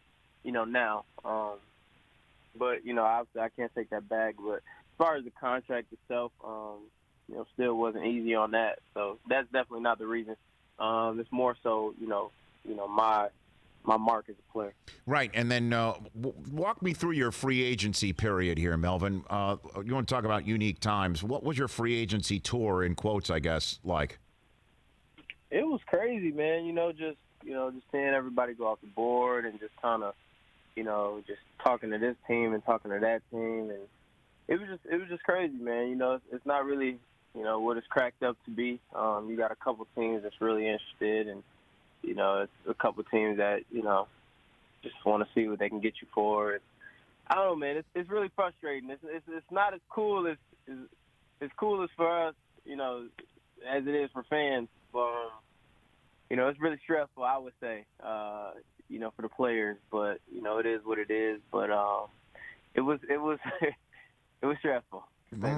I'm sorry to hear that. So what was it stressful? Was part of the stress and the fact that you couldn't visit anybody, I guess, and face to face? I mean, what was it? Were you talking to people, Zooming? What was that part of it like, Melvin? I mean, just I guess trying to just talk to people. It sucks not being able to fly into the teams and meeting people and people seeing you firsthand, and I think that I think that hurt maybe a couple players, maybe not actually being able to go in and people getting to examine you and look at you and get a feel for you or bring you in the film room and see really how bright you are as a player. So that obviously didn't help, but just being in my position group, as a running back, being in the market is not the easiest. It's not the easiest thing, We're just not the position that's liked right now, and going to the market, as a back, open market as a back is just, this point in time right now, timing is just not. It's just not good. Well, I'm Melvin Gordon here on the Rich Eisen Show. I guess part of that is maybe that it's not that your position isn't liked. It's just that your position is liked at somebody coming out of college, not just because of youth, but because of financials. And I'll give you the floor. What does a player with a few years at that position have that you think benefits your position that maybe some kid out of college isn't, as somebody who came off the campus at Wisconsin is now maybe a little bit more wizened throughout the years. Melvin? Well, I mean, they are right. Running back is, it is a field position. You go out there, it's definitely a field, more natural. Kind of position, if you got it, you got it. But, it is a lot of smarts that go into, everything, knowing protection, knowing, what to read, having really a good feel of where the line's supposed to be and how they flow and when you're supposed to go back, or knowing coverages and knowing, okay, if they get in this type of coverage, I know if I take it backside, I got this corner one-on-one. It's predetermining things a lot early to make you play a little faster. And just like little knacks and things with quarterbacks, that depends on, who you're with. But it's more than just going out there and just playing. It's really a lot that goes into it. And obviously the protection is the number one thing. One of my coaches told me, if a player can't learn protection within the first 2 years, then he pretty much don't have a chance. So it's just a lot of things that really go into the position, man, rather than just getting the ball and running. Like I said, it is a natural position. It's really instinct. But if you really want to take your game to the next level, it's really a lot that kind of goes into it. Melvin Gordon here on the Rich Eisen Show. And it's interesting, I'm sure last year when you were looking for a new contract from the Chargers, you were pointing to the Zeke contract, I'm sure, once that was final. Oh, yeah. And also the Gurley contract that now is null and void with him in Atlanta for 1 year, $6 million. What advice would you give to Derrick Henry right now, Melvin? Oh, man. It's tough. I would tell him to go play. Obviously, that's $10 million. He's making a lot more than I was supposed to make. I supposed to make $5 million, but he's making $10 million. And Tennessee, I really don't know how the taxes is, but I'm pretty sure they're not, as bad as Cali's are. Right. So, it's tough, man, because they really wore him out last year, and you can only think if they play him the same way. When contracts talk, when the talks come up, they're gonna be like, well, he's wore down, and then they'll use it against you. So I don't know. It's tough. It's tough, man. It's a tough position to be in all honesty, man. And like I said before, I really don't wish that situation on any player, but here we are again. And I have no idea. I haven't talked to him, and I have no idea what he's gonna do. But I would just have to, tell him to just weigh out his options. Just think how much you could bring in, and if you sit out, how much can it really hurt you? I think he's going into a market next year that a lot of backs are gonna get paid. I think Christian McCaffrey, a lot, Alvin Kamara, all those guys are up. So, you could play into that factor. If I do sit out and wait, those guys will get paid. So then I have, better numbers and to go off of. It's a lot of factors that he can, that he has that I didn't. So, I don't know. I would just have to tell him to go with his heart. Another factor that he has that you didn't, Chris Brockman, do you want to inform him of the state income tax law in Tennessee? Yeah, Tennessee has no state income tax. There you have it, Melvin. Oh, well, there you go. There you go. That's several percent right there. Difference between California and 13%. And Tennessee. That's a large percentage. And then, before we turn the page to Denver and why you chose them and how you chose them, in the conversation in your press conference, in your conference, you said that you ruined relationships in Los Angeles or with the Chargers. What are you talking about when you said you ruined relationships, you thought, with your holdout? Just like I said, with people like, just upstairs and things like that. And like I said, maybe I didn't. Maybe I didn't, but it just kind of, it felt that way. I felt tension. As I said, I sat out, and, they said what they said, I said what I said. Obviously it was a big media frenzy. So it was definitely tension. Maybe more so on my part. I do overthink things a lot, and maybe I just felt that way. and you know, I'll repeat to say it. I respect the owner a handful because, like I said, after the Tennessee game, he came out and, you know, I didn't tell him to walk up to me. No one told him to walk up to me.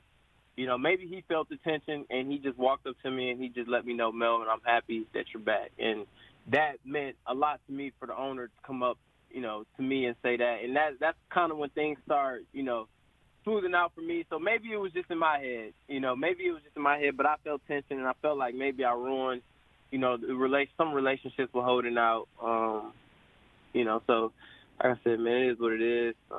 But there was some tension I felt. So you were referring to management, not in the locker room, or was there some in the locker room with your teammates? No, I mean, maybe I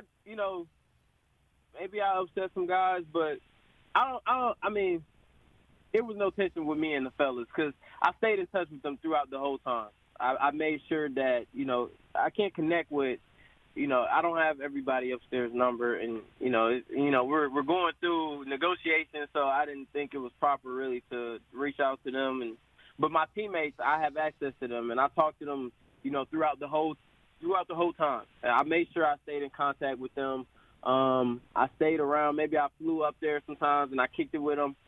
You know, when they had free time, I made sure I stayed close with them so the tension wouldn't be, you know, as bad with them as I felt like with everyone else. That's why I wanted to ask you. Is I was wondering if the coaching staff made you feel that way too when you returned. It was probably a little tension. Probably not within my coach, within my position coach. Coach Lynn, I think he was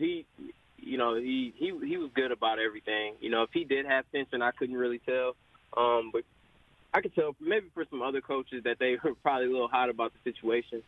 You know, I kind of felt like some coaches didn't even speak to me anymore. You know, I kind of felt like that, or it was kind of forced, maybe. But my position coach was the head coach, the position coach.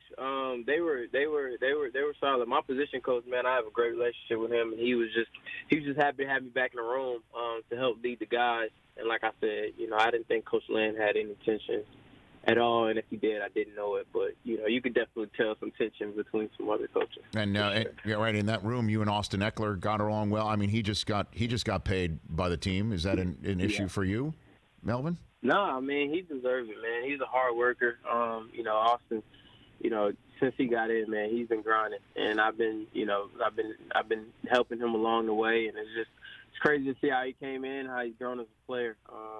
You know, a lot of people try to, you know, put us against each other, but you know, he's a great player, man. He deserves everything he has coming for him. I know his mom is happy, his family, just everyone, man. So I'm excited for him.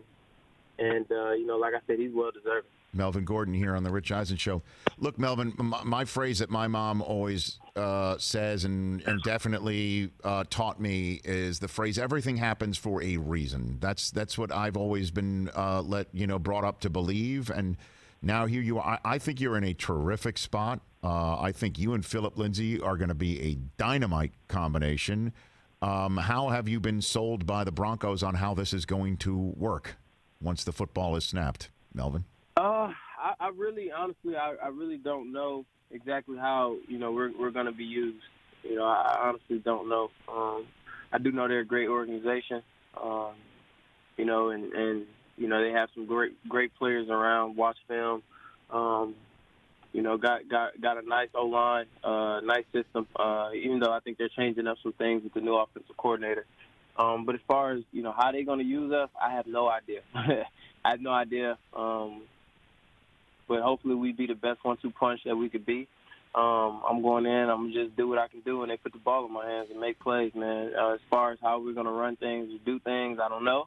I would have a good sense of that if, you know, we got to go to OTAs and things like that. But, right. You know, with that being pushed back, you know, and probably not even, you know, with the thoughts not even happening. So that's really our question. Okay, so if that is still a question mark for you, then why did you choose Denver? What attracted you to the Broncos? I thought they had a good system, man. Like I said, you know, I played against them twice a year. I've only heard, you know, great things about them. You know, great owner, really close with Vaughn. And like I said, you know, I've watched him up close. I've seen Lindsey up close. I've seen how they block for him, you know, up close, and they open up holes, man. And obviously, you know, I'm not the best with change. You know, I like to. I'm really not. I like going somewhere, you know, where I'm comfortable and I kind of know, you know, what's going on. And obviously, you know, that, you know, like I said, I go up against them twice a year, so that's the most comfortable spot for me. And like I said, I like the system, and I feel like, you know, with that line, they're young, but, you know, I feel like that line, I could make something happen. What about the fact that they take on the Chargers twice a year? Did that appeal to you, Melvin? Well, I knew I'd play the Chargers twice a year. You know, I sat down and was like, oh, do I, you know, I get to play Chargers twice? Like, that wasn't, you know, one of the bigger factors. But I knew, hey, if I go to Denver, you know, I do get to play the Chargers twice a year, see my brothers twice a year. So that'll be dope. Like I said, it's no. I feel no type of way towards the Chargers, man. I understand that it's a business. I feel no type of way towards my brother. That's there. Great relationship with all those guys in the locker room. But it is going to be dope to play them twice a year. All right. Hey, Melvin, thanks for the call. Appreciate it. It's been too long. Let's stay in touch. Congrats on that deal with Denver. Like I said, I think you and Philip together are going to be a heck of a 1-2 punch. And I can't wait to watch it go. And you deserve all the success that you want, Melvin. Absolutely. Thank you, man. I appreciate you having me every time. Right back at you. Thank you. Let's stay in touch. Stay healthy. That's Melvin Gordon, Denver Broncos running back, at Melvin Gordon 25 on Twitter right here. You surprised that he didn't say, hey, how are we going to work this thing with me and Philip before he signs?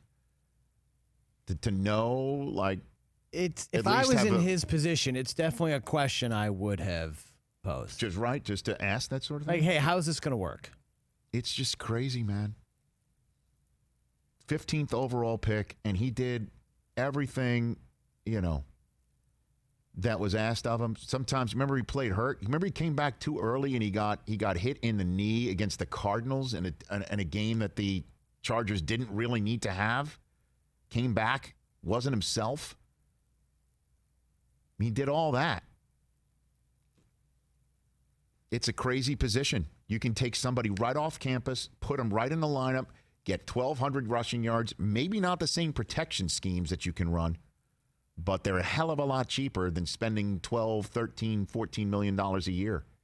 And let's see how long the Zeke contract lasts in Dallas, right? Because the Gurley stuff that made things, the Gurley contract, the Gurley contract that essentially sent Zeke into his Cabo plan. Yep. Poof. 2 years. Done. That Todd Gurley contract lasted. 2 years. Melvin Gordon, going to be 27 when the season hits. Right.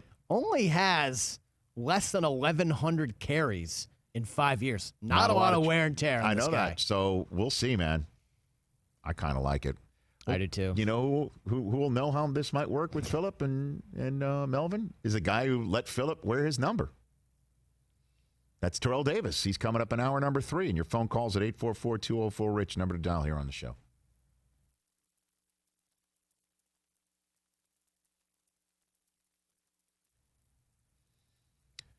(844-204-RICH), number to dial for all of you here on youtube.com/Rich Eisen Show as well. News from home. This kids start telelearning today. Oh, what do we got? Okay. But there's been a missing Lego piece in the house. What does that mean? Did you see that there's been a run on jigsaw puzzles in the country? Did you see that? So Sarah went to Target the other day to get some stuff and was like, oh, get us a puzzle and a board game. Nuh-uh. Gone. Right. Empty. So there's a run on puzzles, okay? So we got a Lego. It's huge. Like, been working on it for weeks. It's a big, it's not a 3D Lego puzzle. No. Susie's mom, Nana, got them for Hanukkah a huge roller coaster Lego. Like, how many pieces are we talking? 4,000. Oh my goodness. That's like for ages 16 and up, and it's been a weeks-long project that really started taking off once we sheltered in place. But there was a missing piece of the track, the roller coaster track. That created a to-do yesterday, sent Daddy to Lego.com. Did you know you can order pieces? Did you know that? So individual pieces? Yes, you can. Because every piece has like a number to it that you see in the booklet. Wow. Fact. But the piece has been found. Piece has been found. Everybody back to your corners. I have a cool Lego collection, like just in boxes. Saved somewhere. I'll get them out. Dude, we could do a television show on Mike Del Tufo hoarding, right? No, it's just this old house with this old condo. This old condo. condo. As hell. It's clean as hell in there. You can eat off the floor. Oh, I'm not saying it's a mess. Hoarding is a good word to use, though. I hoard. You have all sorts of stuff. You showed us on our, again, everybody should go to our right here on our YouTube feed, the Zoom shows that we did from last week. Every show ended with Del Tufo showing off something in his house. You had two different. I had a whole closet. You had full two of different stuff. collections of confetti you picked up from the ground of Super Bowls that meant a lot to you. Yeah, my lanyards are the cool thing. Like I have lanyards. No, I have those too. Actually, now they're all over my kids' rooms because I would come home from an event. I'd give them the, you know. Yeah, I have them just hanging on doorknobs I did around a cool the house. thing. I took like a little bungee cord. Breaking news. Hold on a minute. Breaking news. Don Bowie has just said we have video evidence of the parking job. Okay. Video. Look Breaking at that. News. All right. I'm gonna. Oh, dude, look at that. That's like diagonal almost. All right. Breaking news. Hold on. All right. Oh, this is. Dude, I mean, that's very straight in. That's straight in. TJ is like almost an arrow. Hold on a minute. The front tire is a little bit well within the line now. Okay, where are the pictures of everybody else that we took? Yeah, show my car. Because I was like the first one here. And I took up. Did you like parallel walkway. park over this whole thing? I took like a walkway that no one uses but us. We're the only humans that use it. No other humans use it. Yeah. Oh, Mike. I back in. Mike, that's worse than mine. Mike. Nothing can park next to me. There's nothing Mike. next to me. And I put Mike. the thing Mike, no, dude. it's my car. Mike. Dude. Hey, baby. That right there that's is like that's the gate that we have to open up. Yeah, like, no, there's plenty of room. You can fit 4 people. I'm a fat guy. I can fit through there. There's plenty of room. I mean, Del Tufo. Mike. No, I mean, how are we on Brockman's case? Stop. No, I know what you are. You're on you're almost outside the double line right there. Yeah, I'm fine. There's nothing on this side. There's no car. Now on the other side, there's no park. That's not a parking spot. That's a walkway. That's the walkthrough. The game already started. Start the clock. They started the clock back. We didn't even. The ground is. They don't even take this up in the Sky car booth. Mike, no. how this is. No, I do that all the time. Now. Unacceptable. I park up top with, and there's a guy that parks literally like this. Dude, I mean that right there. Nah, fine. By the way, if we had an in-studio guest, Liz Whaled would come and she would whip your behind. We've been on me for almost 2 hours guest. when that was going on this whole time. We're fine. No cars next to me. I didn't block anyone. I gave the guy extra room next to me. That's absurd. That's an awful parking job, Mike. That's an awful parking job. Right there is just that's with in a the front. you even have a backup camera that shows you how you can back in and stay between the lines. That wasn't even close. No, I love it. Look, can we all just please do everybody a favor and park in between the lines? Is it possible that we could do that from here on out? Well, it has to start at the top, Rich. What are you talking about? I'm not a pig parker. What are you talking about? Excuse me. What are you talking about? During the break, just go check to see how your tires are lined up. Oh, guilty. Oh, we got to come back. That's not even close to as bad as you, and I came in last. Wow. So we all suck.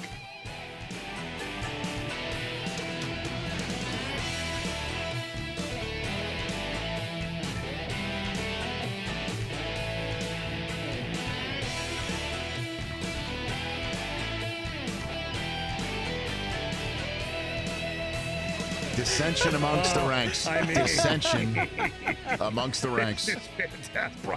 Dissension amongst the ranks here. All I'm saying is we spent 2 hours on me when you're talking about your pig parking. Well, you know, you all right. You have for all. I understand. Okay, thank you. I understand. Brockman, we've been all over Brockman because, again, we have here in the parking area of the Rich Eisen show, the space you may in your workplace, if some of you recall, hopefully many of you are staying home if you can. We just come in here, socially distance ourselves physically, as opposed to the usual figurative social distancing we do to each other. Sure. We come in here, do our show. We have the parking spaces are here at AT&T. They're double lines in between which I've never seen which before. are attached at the top. Yeah. Okay. So the question is the space between the two lines? This is kind of like the armrest conversation you have on a plane. Right. Like, do you share that space in between the two lines, or should you just park in between your lines? Brockman puts the right wheels of his car in between those two lines. Yeah, I was hugging TJ Jefferson took a photograph of it, and because he parked appropriately in between the two lines next to Chris, and he thought that was pig parking. Del Tufo's been all over him. And then we showed a photograph moments ago during our commercial break of Mike Del Tufo. I mean, just, dude, you might as well just parallel park across the lines. I mean, it's terrible. But you backed in, and it's dreadful what your parking job is. Out, there's nothing to the right of me. I'm fine. There's nothing to the right of me. No, the right of you is a walkthrough for all of us. But there's plenty of room there. I put that white thing so no one came towards me. Yeah, because you had to put a cone next to it. You had to put a pole next to it. I'll park it's terrible. We're going to exit through that door. And then I start criticizing you for that, and then Brockman's has got to start from the top, and you see my park job where my back right wheel is just basically broaching the white line. Like if this was tennis, if this was tennis and Hawkeye, this would be ruled in. I would be in. Oh, and I heard from someone What? Someone said that they've been told to leave you room. Don Bowie's been told by security, leave me room, because I have a wall on the left side. I've got a little mini wall. It's hard for Rich. Have you seen Rich There's pulling still out? enough room to park in there. I've seen Rich have to pull in. It's not fun. All right, here's the deal. You guys are all pig parkers. I am not. All right? That's my ruling. Shut up and park better. Okay? You understand? Don't you hear everybody around here that we got to hang together to get through everything? Together alone. Is that the phrase? Oh. The hell's the matter with you people? Oh, man, that's funny. Jeff in Los Angeles. Let's sneak his call in real quick. What's up, Jeff? What's going on, Rich? How you guys doing? We're hanging in there. You got about a minute. What's on your mind? All right. Del Tufo is 100% correct. His parking job, when there is nobody next to you, it is your job to get as far over as possible. Brockman's parking job, absolutely terrible. He's in the middle of two cars. That means you have to be in the middle of the two white lines. But he was first, Jeff. One. Jeff, he was first in. Nobody here when I parked. But that means his parking job was so bad that other people had to adjust to his bad parking job. That's fair. That's fair. Yeah, people had to adjust. People had to adjust. Right, we're looking at it right now. 4 inches of my Everyone right has to tire adjust. is on the line. I mean, we can park a motorcycle in between you guys. Thank you, Jeff. outta Appreciate here. it. Jeff is siding with Del Tufo. TJ, did you have to get out the other door? Yeah, did you have to climb across did you climb across the Dukes console? of Hazzard that thing? Which number to dial here on the Rich Eisen Show? Terrell Davis is going to be joining us in hour number 3. Lots to talk about with him. And we'll unpack a little bit of what Peter King said at the top of hour number 1 about the NFL and the NFL community and the draft that's coming up. That's coming up in hour 3. Don't go anywhere.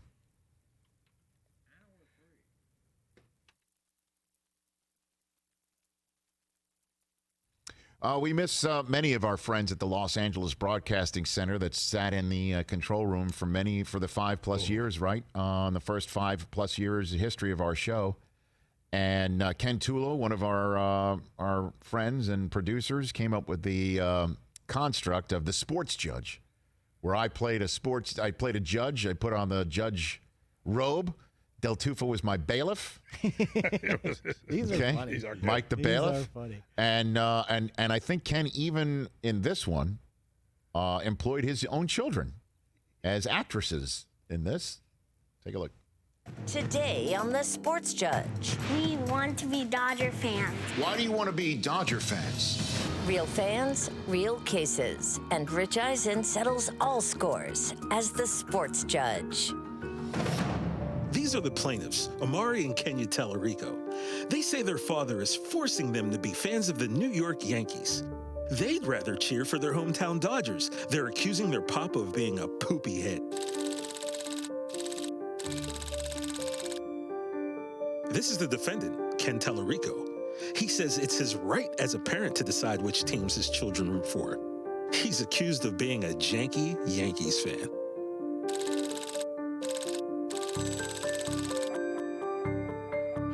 All rise. Here comes the judge. Litigants are sworn in, sir. Thank you, Michael.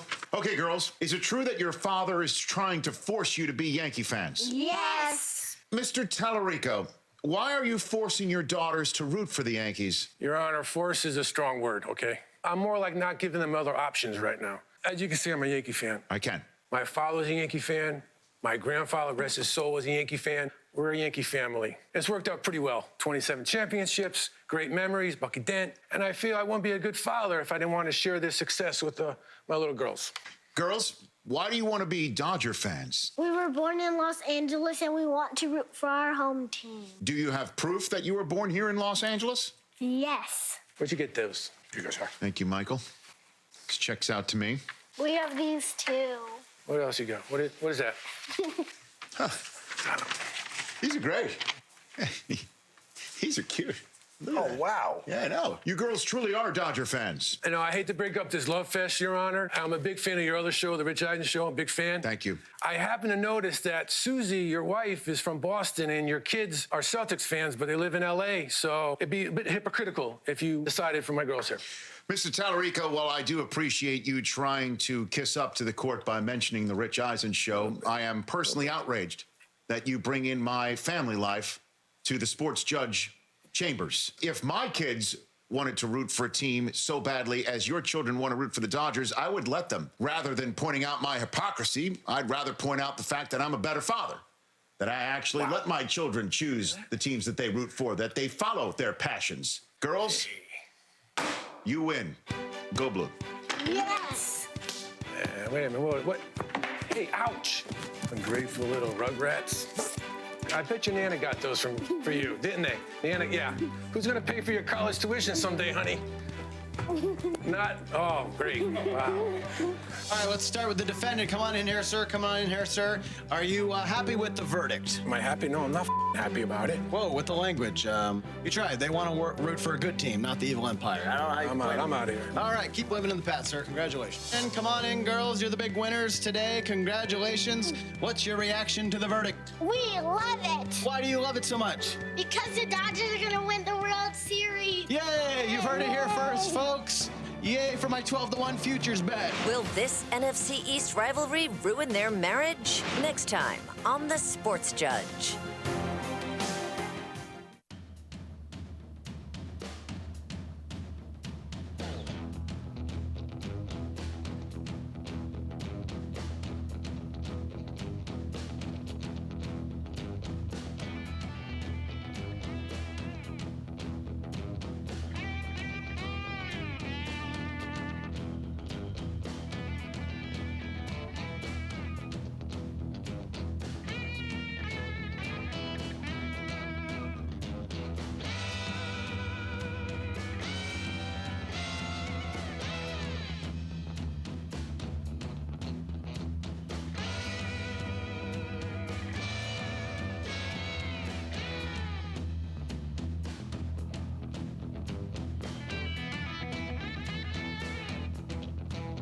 What we're gonna do right here is go back into time.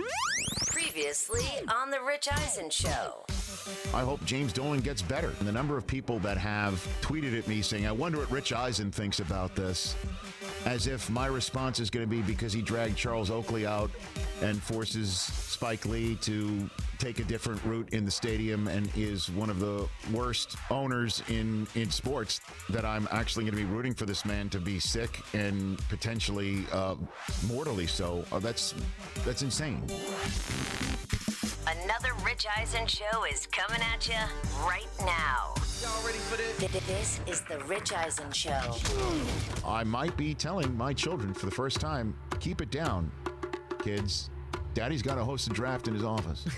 Shut up. You're ruining my moment. Live from the Rich Eisen Show studio in Los Angeles. So your kids slip the picks under the door? We have a trade. We have a trade. Cooper suited and booted. I think that may just happen. Heard nationwide, televised online at richeisenshow.com. Thank you. Please leave me $5 for this. Earlier on the show, from NBC Sports, Peter King, Denver Broncos running back Melvin Gordon. Coming up, Pro Football Hall of Famer Terrell Davis. And now, it's Rich Eisen. Hour number 3 of the Rich Eisen Show. We are on the air, and I started this show in hour number 1 here on this loyal Rich Eisen Show radio affiliate, as well as Sirius XM radio, and also on our youtube.com/Rich Eisen Show feed. You want to watch us? We're sitting here in our Los Angeles studios. There's fewer than 10 of us here. We're socially distant. We're far enough away for us to be able to continue doing this. And if you consider us essential, we're appreciative. And if you need us for distraction, as long as we can be here, we'll be here. So we're here. And I started this show by talking about that Jordan documentary that ESPN's moving up by a couple of months. Is necessary viewing for a certain generation of people who never saw Jordan play and might not think he's the greatest of all time. I'm telling you, he is. And there's been, again, an entire generation of people that that never saw Jordan play. And he's the shoe guy. He's the shoe guy, or owner of the Hornets. Right, the owner of the Hornets that's been struggling, that hasn't been able to put a playoff team with regularity on the floor. So, watch and learn when that hits later on in April. In that same way, there will be an entire generation of people, and I think you can throw Cage Brockman into that never knew that the NFL had just 6 playoff teams every year. During our commercial break, the membership of the National Football League voted officially. It is now happening, and it will happen in 2020 as we knock on wood for that playing season, and forevermore. A 7th playoff team has been added in each conference, meaning what we just saw the Kansas City Chiefs have this year and utilize to their advantage to make the Super Bowl, which they won for the first time in 50 years. And we all know the bye week, how important it is. New England didn't have it. They were one and done. The only times that the Patriots have won a Super Bowl in the Brady-Belichick era, they had a bye week. The number of bye weeks per conference has been cut in half. Just one. How big is that number 1 overall seed going to be now? Tell you what, the Chiefs, 2nd overall, got that bye week. Good thing they shoehorned it in 2019, because it ain't happening in 2020 or forevermore. That 2nd seeded team. Yeah. There will be teams with 13 wins, maybe even 14 wins, depending on somebody going on a run. Is like 2 teams are 14-2, say. Well, the interesting thing is tie breaks are going to be voted on now that there's a 7th playoff team. And we're going to figure out what those bye weeks are. But teams that have 12 wins, 13 wins that would normally get a bye week off, guess what? You're going to be taking on a 7th seeded team that may be, when 17-game season hits, eventually 8-9, coming in hungry. They could be a team that is on its last legs, and you essentially get a bye week, but you still have to suit up. You still have to put your players' health on the lines, and you still have to play a game and win it. Could be like the 07 Giants, peaking at the right time. Correct. Well, they'll be just a mere 6 seed now, those 07 Giants, won't they? And then one day maybe Cage Brockman will watch the first team to ever go from a 7 seed to a Super Bowl podium. That's entirely possible. Could happen. There will be 6 wild card games. And as we discussed with Peter King in hour number 1, triple headers on Saturday and Sunday of the wild card playoff weekend, slated right now for January 9th and January 10th, 2021. That is when wild card weekend is currently slated. There will be a triple header on Saturday and a triple header on Sunday. And the league voted on which broadcast networks have been so blessed to get the extra games. And it's CBS and NBC. So there's that. Wonder what Fox and ESPN has to think about all that. ABC. I'm sure that there is conversations maybe being made to the side to say, sorry, but we'll figure it out. Or I don't know. But those phone calls have to be made. And I'm telling you what, they are high-fiving in CBS and NBC, which, as we all know, no hockey, no Euro League, no Triple Crown, no Olympics in 2020. That's a nice shot in the arm. And obviously CBS, which has been trying to figure out without the tournament, no Masters. That's a nice shot in the arm for our friends at CBS. Potentially. Masters postponed until September. Well, knock on wood. We asked Jack Nicklaus, hey, what's the course look like in September? Well, Rich, they shut it between May and October. Didn't know. Didn't get that in my membership guide. But, I'm reading right here from the press release for it.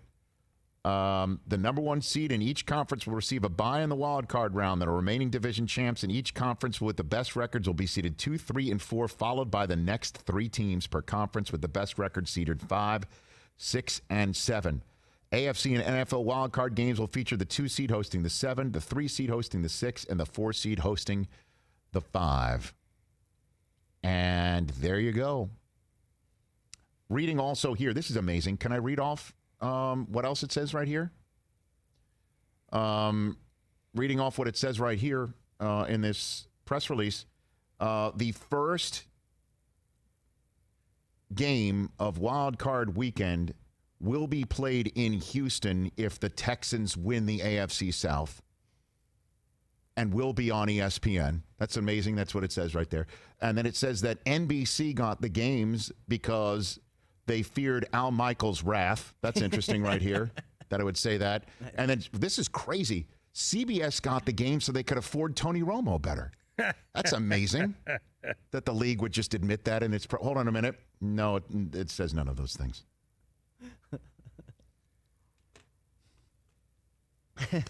Yeah, I got the unedited version. I guess I got 1.0. Memo. Yeah, I got that 1.0. Got that memo. Oh, isn't that interesting? Secret memo. I like that. Yeah, the NBC game, Al will get it for sure if it's in Los Angeles. That's what it says here. So Al could just take a courtesy car. Yep. Short flight. Sunday night football. I'll bet you that's what NBC will get. They'll get it in their usual time slot Sunday night. Al and Chris will wrap up the weekend on NBC, right? Sunday night football, just in the usual spot. I love it. Jarrett Stidham and the Patriots. That probably means if NBC gets 2 games, that means Talarico will call 1. Love that. CBS will mean, Nance and Romo will call 1. Ian and Fouts. Oh, baby. Beard and the Eagle. Right? So they get 2. Love it. And then ESPN will get 1. Fox will get a couple, probably, right? That's it. No more room at the end. Or Fox will get 1. Fox will get. CBS will get 2. NBC will get 2. Yeah. When it comes, Fox will get it's going to be awesome. 1 in ESPN. But dude, let's just complain about it for a little bit. Why? You're going to be sitting on your ass. Let's just hope. Not everyone deserves to make the playoffs. But there are some 7 seeds. There aren't 14 playoff teams each year. Just put it that way. Sometimes there's not even 12. Last year there weren't. Although if the Rams had made it, Rams-Packers, would you have been settling in for that? And sitting there saying the Rams didn't deserve it? Chiefs and Duck Hodges? What are we doing? Chiefs, Duck Hodges would not have been a 2-7 you'd want to see. In all due respect, those years the Bengals and Texans played each other, don't need it. Bills, Jaguars from a couple of years ago, we're all going to be watching. The ratings are going to be huge. We're going to be gambling on it. It's going to be awesome. But this is a tough sell right now. So the question is, if the Titans had won, Duck would have been out. Titans would have still been at the Ravens, right? Titans would have still been and who knows who would have gotten hurt that might not have been available for later on. Right, because I think the teams that we would expect it to win still would have won. Rams, Packers in Green Bay, we're settling in for that last year. Yes, but don't you think Green Bay wins by double figures in that game? Mm-hmm. Whereas the Chiefs probably win by 40 over the Pittsburghs. There's more breaking news from Adam Schefter I just heard in my ear. Yeah. So the Bucs made it official. Tom Brady wearing number 12. Chris Godwin, who had worn that number, goes to 14. Okay, there we go. That's not a surprise. Nope. So it's 12, 13, 14. Brady, Evans, Godwin, 12, 13, 14 in your program. Can't wait to see what type of car Chris Godwin rolls up to. Well, Chris Godwin, if I'm not mistaken, is booked for Thursday's Rich Eisen show. We should be able to get it straight from Chris Godwin. Straight from Chris Godwin. We should call collect because I'm sure he's to use that old phrase. Do you remember calling collect? Oh yeah, those were like yes. We used to call people collect. I used to do it to my mom all the time. You know, we used to call people collect all the time. Will you accept the call from Mike? From Mike? Oh, my mother would be like, no. Really? Your mother refused to accept the charges, calling collect? They didn't want to talk to me. Jeez. Well, it was like a thing, especially during school. Like, if you're a kid and you didn't have any change or anything and it was a payphone, boom, call collect. So I imagine tiebreaker. Do tiebreakers get crazier, or it's the same tiebreakers? I would right? imagine they would still be the same, right? Yeah. It's common opponents, and you're head to head common opponents. You might have to get a slide rule to figure out the difference between 7, 8, and 9 sometimes. By the way, what's going to happen if there are ties next year? Also, with all of this. What do you mean ties? I'm just saying, whenever there's a season in that where there's ties, that kind of screws up the standings. Right. And so now adding an extra playoff team with tiebreakers and say a team is 7, 9, and 1. Well, the 17-game season is not happening next year. Right. The 7 playoff situation is happening next year. 17-game season, I think, isn't at least for another couple of years. With the new TV deal. Oh, yeah, because, I mean, the schedule, and again, Peter King in his Monday column, Football Morning in America, said that the schedule may not come out till May, which kind of makes sense. But just shows you TV deal conversations are going on right now. Who wants it? And I'll tell you, everybody does.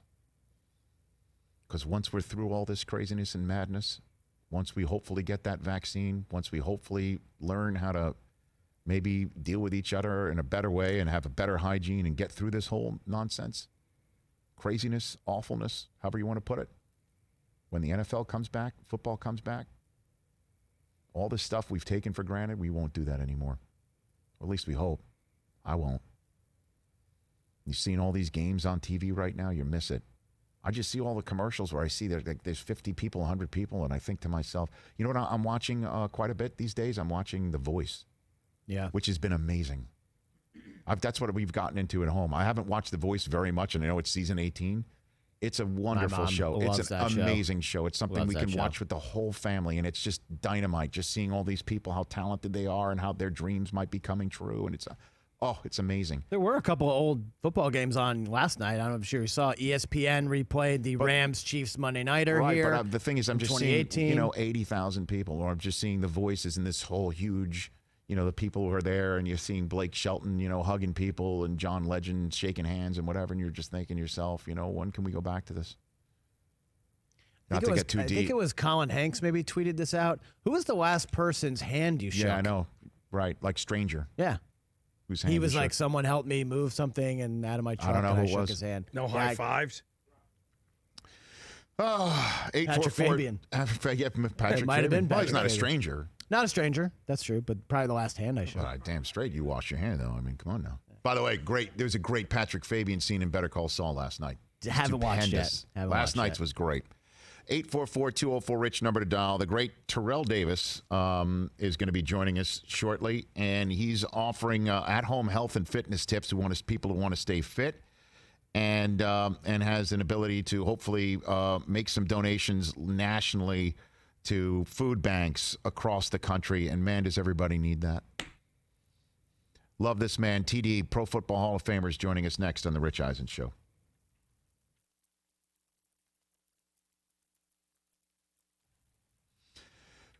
Got to be quite a chunk of change that Chris Godwin got, right?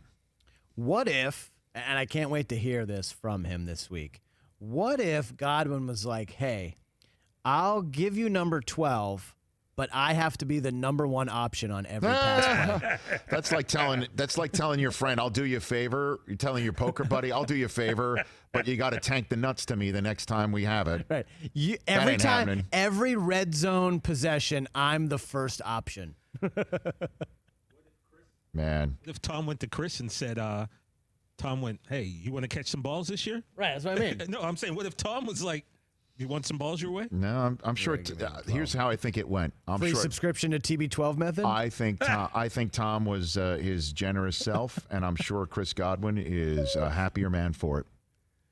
Hey, Rich. Yes. Getting back to the collect calls at the payphones, Brockman, this might be a little for you, but Del Tufo and Rich might remember this. Do you remember times when you'd be out maybe at a movie or a mall and you wanted your parents to come pick you up, but you didn't have money? So you just called collect and then hung up real quick. Oh, so they can hear you so real they quick? could know it was time to come pick you up, or just get like 30 seconds in the minute, like turn John Machida real quick and like you have a collect call from movie's over, come pick me up, bye. Yeah. I used to be the master of doing that. So did I could hear you for a By second. the way, did I jump the gun? I thought Godwin was booked. Am I wrong? Or he's on our radar? No, he's confirmed. Yeah, we've been talking about him for a while. I think that's good.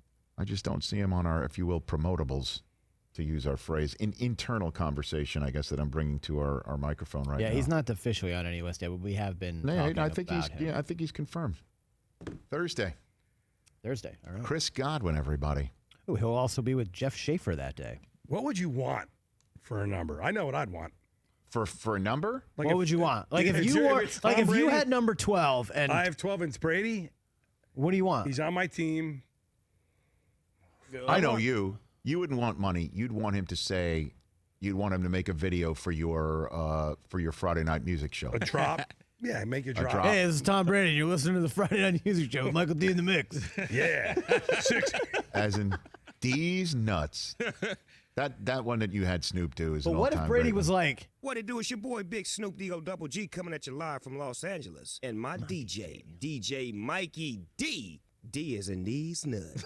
But what if Brady was like, "Hey, this is Tom Brady, 6-time Super Bowl champion, greatest of all time, New England Patriot." Like, what if he? Michigan Wolverine who beat Notre Dame. What if he dragged it way out? No. I want a car. Like, I'd want like a nice. So you could park it anyway. Damn you, damn one, please. But you want a classic? Yeah, that's actually not a bad idea. Like a James Bond, Aston Martin, or something. A classic that's worth old about Corvette. $60. Well done. I love it. But how many? But you have multiple cars now, don't you? That's fine. You're one man, 2 cars. It's like all wheels, no brakes. Seriously, like how many cars do you need? You got a boat. You're one man with a boat and 2 cars. Small boat. It's a raft, though. It's a raft boat. It's a raft. It's a boat. It's a one-person boat. No, it's 3 people. What is it? We call it 6 Emmys. Is that what it was? 6 Emmys. 6 Emmys. 6 Emmys. 6 Emmys. Aren't you nominated for another one? Yes. I should be nominated for 2, but I noticed you made that mention last week on our Zoom show. Are you going to win? Are you going to what's your category? No, MLB tonight wins that every year. Now, if the NFL, if the NFL 100, if the NFL 100 all-time team show hits, do I count that as an Emmy for me? Yeah, I mean, you're absolutely. But I wasn't nominated for But it. you're a part of the broadcast. I know. So you have a Sports Center one in the back from '96. Well, but I was a host on '96 Sports Center. You hosted the show. You're part of it. Will you get? How much does he have to pay to get? It's like $600 or something. No, $250. $250. I'm getting one repaired. Please. I mean, NFL films can. Oh, are you on the list? I have no idea. Oh, is that nominated? Yeah. The show was? I didn't Of look. course it I was. didn't even look. Are you kidding me? Yeah, you're on that list. You're definitely on that list. For what? An Emmy. Oh, and let's that was amazing. what category was it? Is like I think it was special like or something? Like limited run. Limited run. Oh, it totally should win. Oh, I think but you're only producers are on those lists. Rich, you didn't finagle a producer I credit did not on them? finagle a producer credit. You played yourself on that one. If they don't add you on that list, being I on thought that for sure set, you would have finagled the producer But then again, credit. I don't think Terry and all those guys and Kirk get it when the show wins. No, they don't. I don't know if Terry. What does Terry need? He's got 4 trophies at home already. Just the producers get them, because we don't get them if the show wins. So how do you get it if the show? Technical, audio or technical. But you buy yours. You say No. All my Foxes were given to me. Whoa. I mean, I'm lying. I did buy one. Can we clip that off? Can we clip that as a I drop, bought one. please? I bought one only because. Wait, I'm lying. I got added. It's a great new drop. Yeah. Yeah. Yeah. You don't even need Don to knows. clip it. Just wait till next time. Don's been a long-time voter. I wanted one for the McGuire. Long-time voter, first-time listener? Long-time I wanted voter. one for. I did the 61. So I don't get one. McGuire You don't game. get one. But here's the deal. I'm not listed as a producer. Belichick's going to win. If there was a ceremony, just walk up with him. Yeah. Makes sense. Look, I'm going to let you guys finish.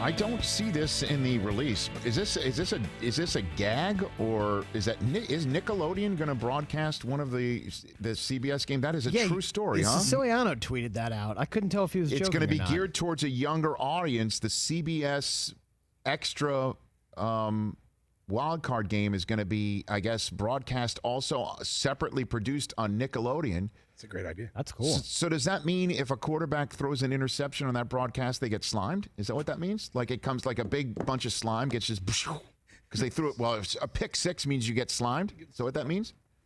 Every time you score. No, you score. Yeah. Score a touchdown, get slimed. It's like winning an award, right? And then that's funny. Double dare, right? Wasn't that an old? Take the physical challenge. Yeah, take the right. physical Double dare. Challenge. That's double dare. There's a certain double dare to it. Who's the announcer? Who's the host for Double Dare? I know. Mark Summers. Mark Summers, everybody Mark at Summers the mic is doing the game. Yeah, there you go. Yeah, I don't believe what I just saw.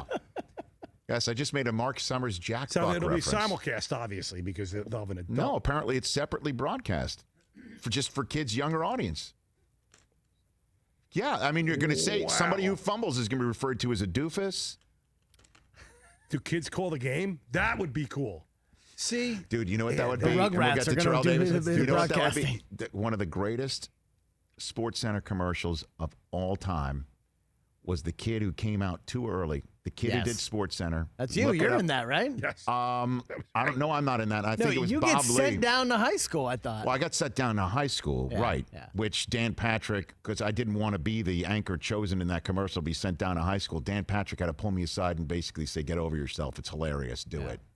Because I was just new to SportsCenter by 1 or 2 years, and I took it a little bit to heart. Like, why are you choosing me? They're like, because you can pull it off comedically. And Dan's like, that's why they're choosing you. Suck it up. But there's one commercial where it was a kid who was put on SportsCenter, and the line was, he's like, Jimmy Key, what is he, like 45? And Bob Lee was the I guess narrator of the commercial, and he's just like, yeah, he just came out too early. That's what that would be if it's a kid behind the mic for a game. It'd be fantastic. What's he looking at? How's he throwing it to that guy? I mean, oh man, I put Taylor on the sidelines. Yeah. That's right. She'd tell the producer or the director in the truck, "You're not the boss You're of not me." the boss of me. Well, interviewing the quarterback who threw a pick. Well, we have a pick thrower in the Threw it to conversation. the wrong team, didn't you? That'd be fantastic. Oh, we could pull on this thread for quite a while if we didn't have our buddy Terrell Davis on the other end of the line. What's up, TD? How are you? What's going on, Rich? Did I just see something or read something that you are back in the studio? Was that what I read? Yes, we are in the studio today. Well, not in the NFL Network studio, in the Rich Eisen Show studio in El Segundo. Yeah, I know. I'm aware. I'm aware where that studio is, Rich. I've been there a few times. Yeah, I know. So we're here. So how are you in studio? Please explain that to the listeners. We have 1, 2, 3, 4, 5 people just in our studio, and then 2 in the back. So we're more than 10 feet away from each other. Like Del Tufo and Brockman are the ones closest to each other. Even us, we're probably 8 feet. The gathering's less I than. know Del Tufo solo. We're gathering. The gathering is fewer than 10, and we're socially distant, and we're all feeling good. So we're all here. I just want to make sure we're all good. Okay. Oh yeah, man. I'm serious about this. This is this is serious business, man. I mean, You're quarantined with your wife and kids? You got that all settled? Yeah. Oh. We have it all settled, man. We are here, and we've had a few people try to break the rules, try to break the code, try to come in and visit, and we had to put the stop to that. Like, I bet. Man, this is serious, man. Like, you just can't come over to the house and think that, that you are above the law, above what's happening here. And so right. So how old are your kids now? How old are your kids? Kids are 9, 7, and 5. Oh man, yeah. TD. Yeah. I know. My 2 boys, 9 and 7. My girl's 5. So yeah, we got 2 old boys and a little girl who's basically telling everybody you're not the boss of me. Is what's happening. There's a lot. I know. There's a lot of. Happens, man. There's a lot of. I guess again, thank God we're all healthy, and this is what we're talking about, right? But there's a lot of, to use the Survivor phrase, a lot of tribal council meetings in the Eisen household with Susie Schuster. I'll tell you what. Oh yeah. I mean, the good news. I have the good news, but I think you try to take good from this, and I don't remember spending this much time with my kids, and it's a time that we travel a lot. Whether I travel every weekend, it seems like, if not every week, and so I think to be able to be around them as much, to see their they had the online school, so we were around last week when they were doing their school work, so to really see that and see what they're learning was pretty cool. So, and I try to enjoy the moment while we can, and because once things get back to normal, man, time's going to fly when you have young kids, and we've heard that, and now I'm certainly seeing that. Yeah, for sure. Now, what are you doing with Defy? I know that's a sports performance beverage and wellness company that you co-founded. You've been talking about it. What are you doing right now with Defy to raise some money across the country for people in need during this crisis? Yeah, so we've donated over $400,000 worth of product to Feeding America, and that was our mission. They're taxed right now, obviously, with what's going on. Nobody can give too much at this point, so we just try to do what we can do and try to help out the best way we could, and that was to provide free beverages for over 400,000. Worth. It's over about 90-something thousand bottles is what that is. And, and we're doing it basically to try to, just try to encourage other people. Man, we've seen people out there doing a tremendous amount of work. And so I think what it does is it inspires you to be able to do what you can do at this time of crisis. And, whatever we can do, whether it's give money, give time, give advice to people, be there for people, call, FaceTime, whatever you can do. But I think the more that we all can do, the better. I'm going to give a really big shout out to Rakuten, which is our fulfillment partner, and they're this stuff is being shipped out throughout the United States, and so they're really stepping up and they're paying for all the shipping costs and freight costs to have these beverages sent out to Feeding America. And so we're like I said, man, we're just trying to do what we can do and hopefully that we inspire people to kind of do the same. Right, and then I guess while we're on that subject, thank you to the people who are trucking this around the country and moving and shipping things around the country. People who are driving those trucks and working those jobs to make sure that stuff like what Terrell Davis is trying to rally people around, and with the L.A. Regional Food Bank, the Food Bank for New York City, the Food Bank of the Rockies in Denver, Michigan. Gleaners Community Food Bank of Southeastern Michigan, and then Chicago Food Depository, just some of the places around nationally that these are donation locations. TD here on the Rich Eisen Show. Spoke to Melvin Gordon last hour, and he just sounds like a kid who, just got chewed up and spit out by the business of football at the running back position, TD. And I know he's wound up in a good spot, and you know what spot he wound up in. The same depth chart with Philip Lindsay, and Denver's going to do good things with him, and I want to hit on that in a second. But what's going on with the running back market these days, TD? I don't know. Hey, all I know is I'm glad I'm not in that market, man. It's definitely down. If you're looking at it and you're a GM or a president or a head coach, you look at some of the examples of the backs that were paid, and you look at Todd Gurley as being one. You look at David Johnson, got paid 2 years ago.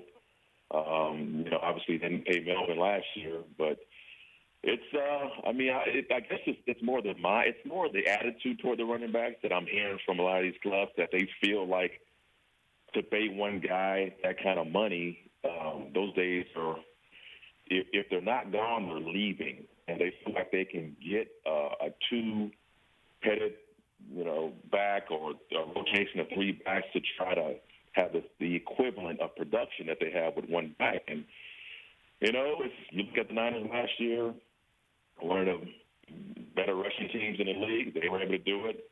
Of course, Baltimore with Lamar Jackson can do it.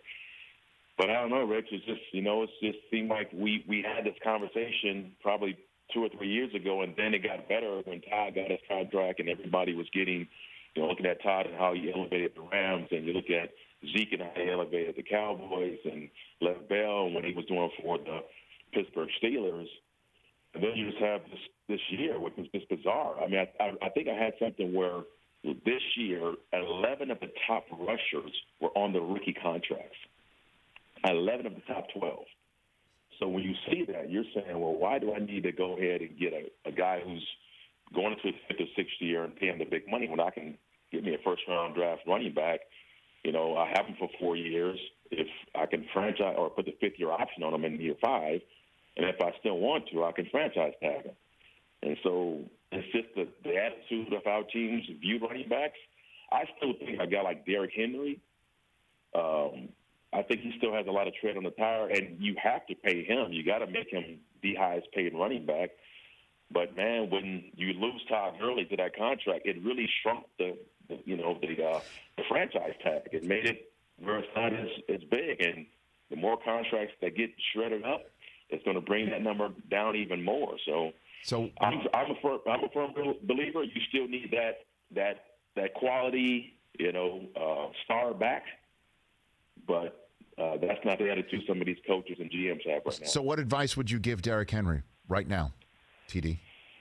I mean, it's not much to say. It's like, because he's going to be in a situation where they're going to probably offer him a long-term contract. And it just depends on what the contract looks like. Like, in his mind, he's going to say, do I want a 4-year deal with guaranteed money? Do I think that I need to have this contract for 4 years? Or am I looking at a 2 or 3 year deal and then sort of gamble on myself to do another deal after that?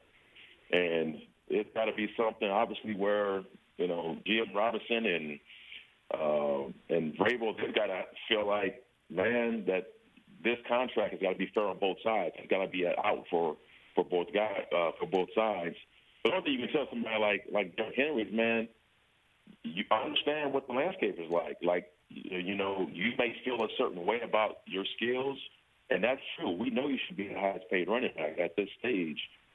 But unfortunately, this market may not dictate that, or it may not give you the guaranteed money that you're looking for going forward. And I hope I'm wrong. I really hope that he does get some guaranteed money, so he's not looking at that kind of money where, if they release you, then you're not going to see that money, because he certainly deserves it. And they're paying him not only, I believe that his better days are ahead of him too. But you look back at his career, he's kind of started off a little slow, and he's gained some momentum. I think he's only going to get better.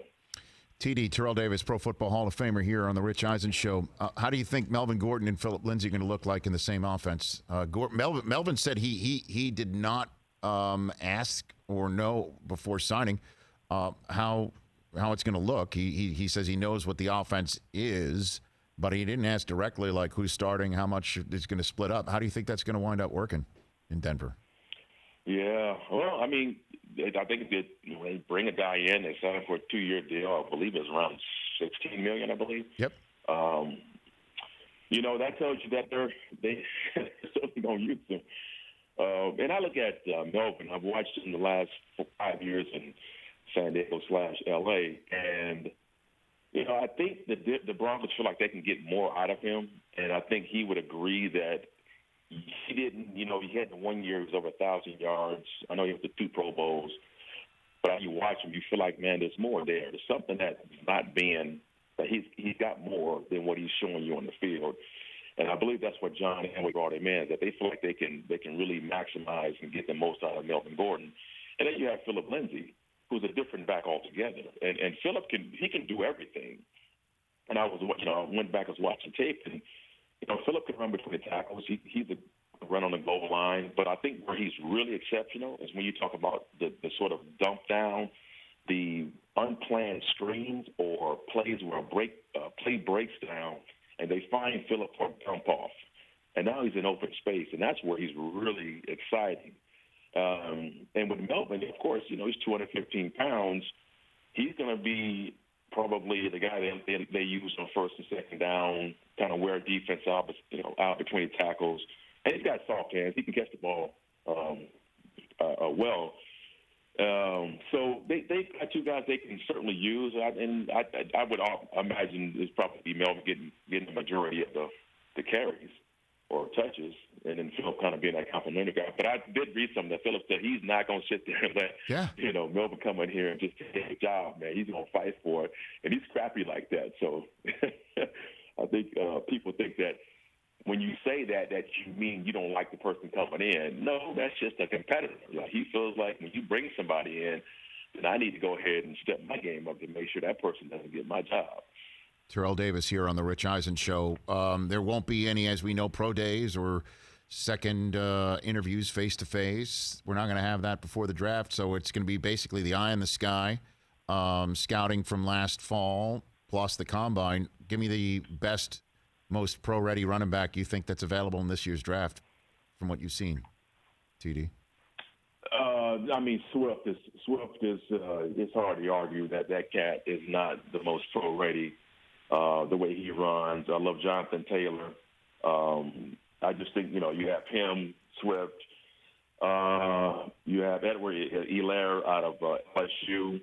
So you've got some good backs. But I think DeAndre Swift, just because, number one, I looked at Treads, and obviously he didn't run the ball, didn't carry the ball a lot at Georgia, which is a great thing. He was there with Tony Michel and Big Chubb, and he still was getting some burn even when those guys were in the backfield. But I just like he's got, when you say the tools in the toolbox, he's got those. And that is, can you make somebody miss? Can you create something out of nothing? Are you good in the passing game? Can you protect? Can you, are you a guy that can wear down a defense as the game goes on? He's got good speed. He's got really good speed. When you watch him sometimes, you might not say he has elite speed, but he's got good enough football speed, which I like, and he ran a really good 40 time at the combine. Mm-hmm. I think DeAndre Swift, but I'm not just saying that because he's a Bulldog. I was about to say, TD. He is a Bulldog. That's odd. It's odd that out of all that you would just pull out of thin air a Georgia Bulldog. But you also know Taylor out of Wisconsin. So no, I know, and he's great. But you also know what it's like to share time in the backfield in Georgia, right? I mean, Hines Ward was right there next to you. Right? Yeah. Well, Hines took my job, is what most people don't know. So Hines sent me to the bench, and then when I came back, when I kind of fought my way, I guess, into the starting role, they brought me back as a fullback. So I was a fullback, and Hines was the tailback, and that's how I ended up getting back into the starting role. It wasn't even beating Hines out, and then eventually they put me back at halfback. But yeah, what, Rich, I'm a team player. Whatever it takes, man. I'm a dude. There is an eye in Davis, but not Terrell. I understand that. And how about that? I mean, not many backfields could say that there were not one but two Super Bowl MVPs in it at the same time, right? Not many receivers that won it. Certainly when they were transitioning from running back to wide receivers, it's quite rare. I mean, very, very rare. Before I let you go, TD, Philip Lindsay asked for your number. You were gracious to give it to him. So that's a different situation when there's a number that's out there that was previously worn by an all-time great that's gracious like you were to say, go ahead and wear it. What do you think the conversation between Godwin and Tom Brady was that wound up with Brady getting Godwin's 12? Can you walk me through what you think happened there? I don't even think Tom had to do much. Come on. I think it was already known. I know Chris Godwin made this statement. He was like, listen, Tom really wants it, and I'm going to give it to him. I mean, come on, man. That's automatic. The minute he signed, you knew he was getting number 12. So I don't think that conversation was a lengthy conversation at all. I don't think it was. Yeah, but TD, I mean, it's not like Godwin didn't have it. Do you think that Tom paid for that number? Is what I'm. I think Tom definitely ripped off a few bills. Do you think this was about a six-figure, or was this like a five-figure, or a high four? I think it's got to be a significant amount of money. And, is there an actual update on this subject, Chris? There is. Okay. Kimberly Jones, our friend, reported that Chris Godwin told the Buccaneers website, no transaction. He offered it to Tom Brady. Tom Brady accepted. There you go. I mean, listen, he had no choice but to give up. No, I know, but it's not like Godwin didn't have. It's not like Godwin didn't have a transformative year wearing the 12. TD, But that's all right. But listen, here's the deal: as great as or as good as Godwin has played the last 2 years, we don't know him associated with the number 12 like Tom Brady. Tom Brady, that number 12 of Tom Brady is not. You can't mix that up. All right. You can't mix up that. So that's why I'm saying there was no conversation there. It was, hey, man, like, you know what's about to happen. You know Tom Brady's coming on board. Right. We know what number he's wearing. And, Chris, you're not number 12 anymore. So let's give you some options on what number you would like to wear. That's how it works. I hear you. Yeah, and plus, I guess it's written in the rule book that a Penn Stater must defer to a Michigan guy. That's what it says right here. I'm looking at it right here on my screen. There you go. Yeah. There you go with that. There you go with Big Blue, baby. TD, thanks for the call. Love you, man. Be well with your you, beautiful wife and beautiful family, and let's stay safe together. And I can't wait to give you a hug when I see you again. Hey, likewise, man. You guys be careful out there. Right back at you. That's Terrell Davis. Go to his Twitter feed at Terrell_Davis, Instagram at @TheRealTerrellDavis to learn more again about Defy donating $400,000 worth of products to Feeding America in LA, New York, Chicago, and Detroit, and how you might be able to get involved. Good on TD right there. All right. When we come back, we'll wrap up this show. Your phone calls and more. 844-204-RICH.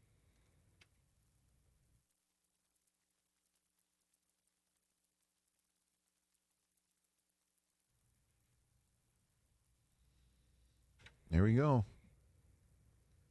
That was fun talking to him. TD's the best. Did you tag real Mark Summers? Yeah, I did. Barney on the Causing sideline. to Barney for the sideline report.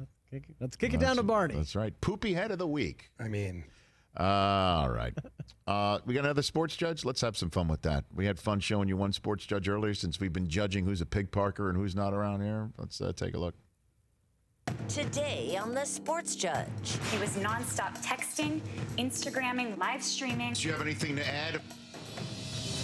Real fans, real cases. And Rich Eisen settles all scores as the sports judge.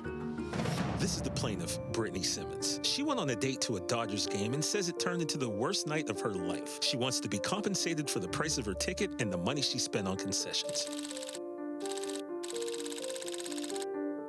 This is the defendant, Alan Langhorne. He says he has absolutely no idea what Brittany is talking about. In fact, Alan says that he had the time of his life at the game and he has the evidence to prove it.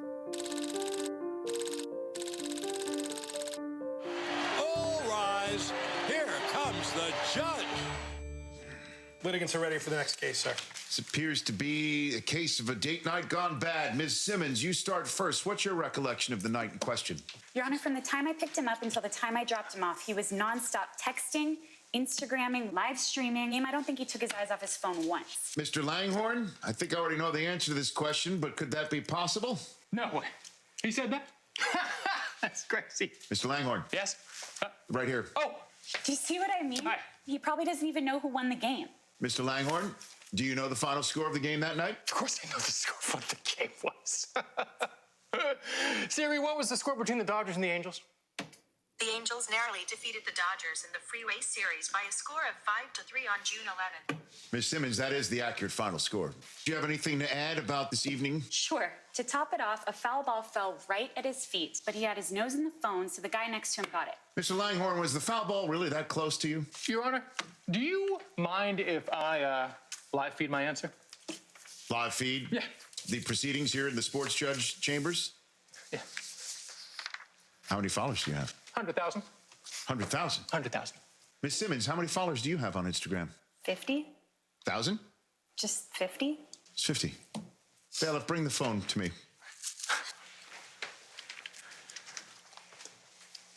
Are we live right now? Oh, yes. Wow, you do have following. Okay, here's my verdict. Despite your large following, sir, I'm still going to rule in favor of Ms. Simmons, but only for the cost of the ticket. As far as the concessions that you incurred on that night, I'm going to waive that as long as you tag the sports judge. Wait, what? That's more than the cost of the ticket. The guy had 6 beers. All I can say is in 21st century, if you want to come to the sports judge with a following of 50, you're lucky to just get the ticket. I got to get out of this. It's hot.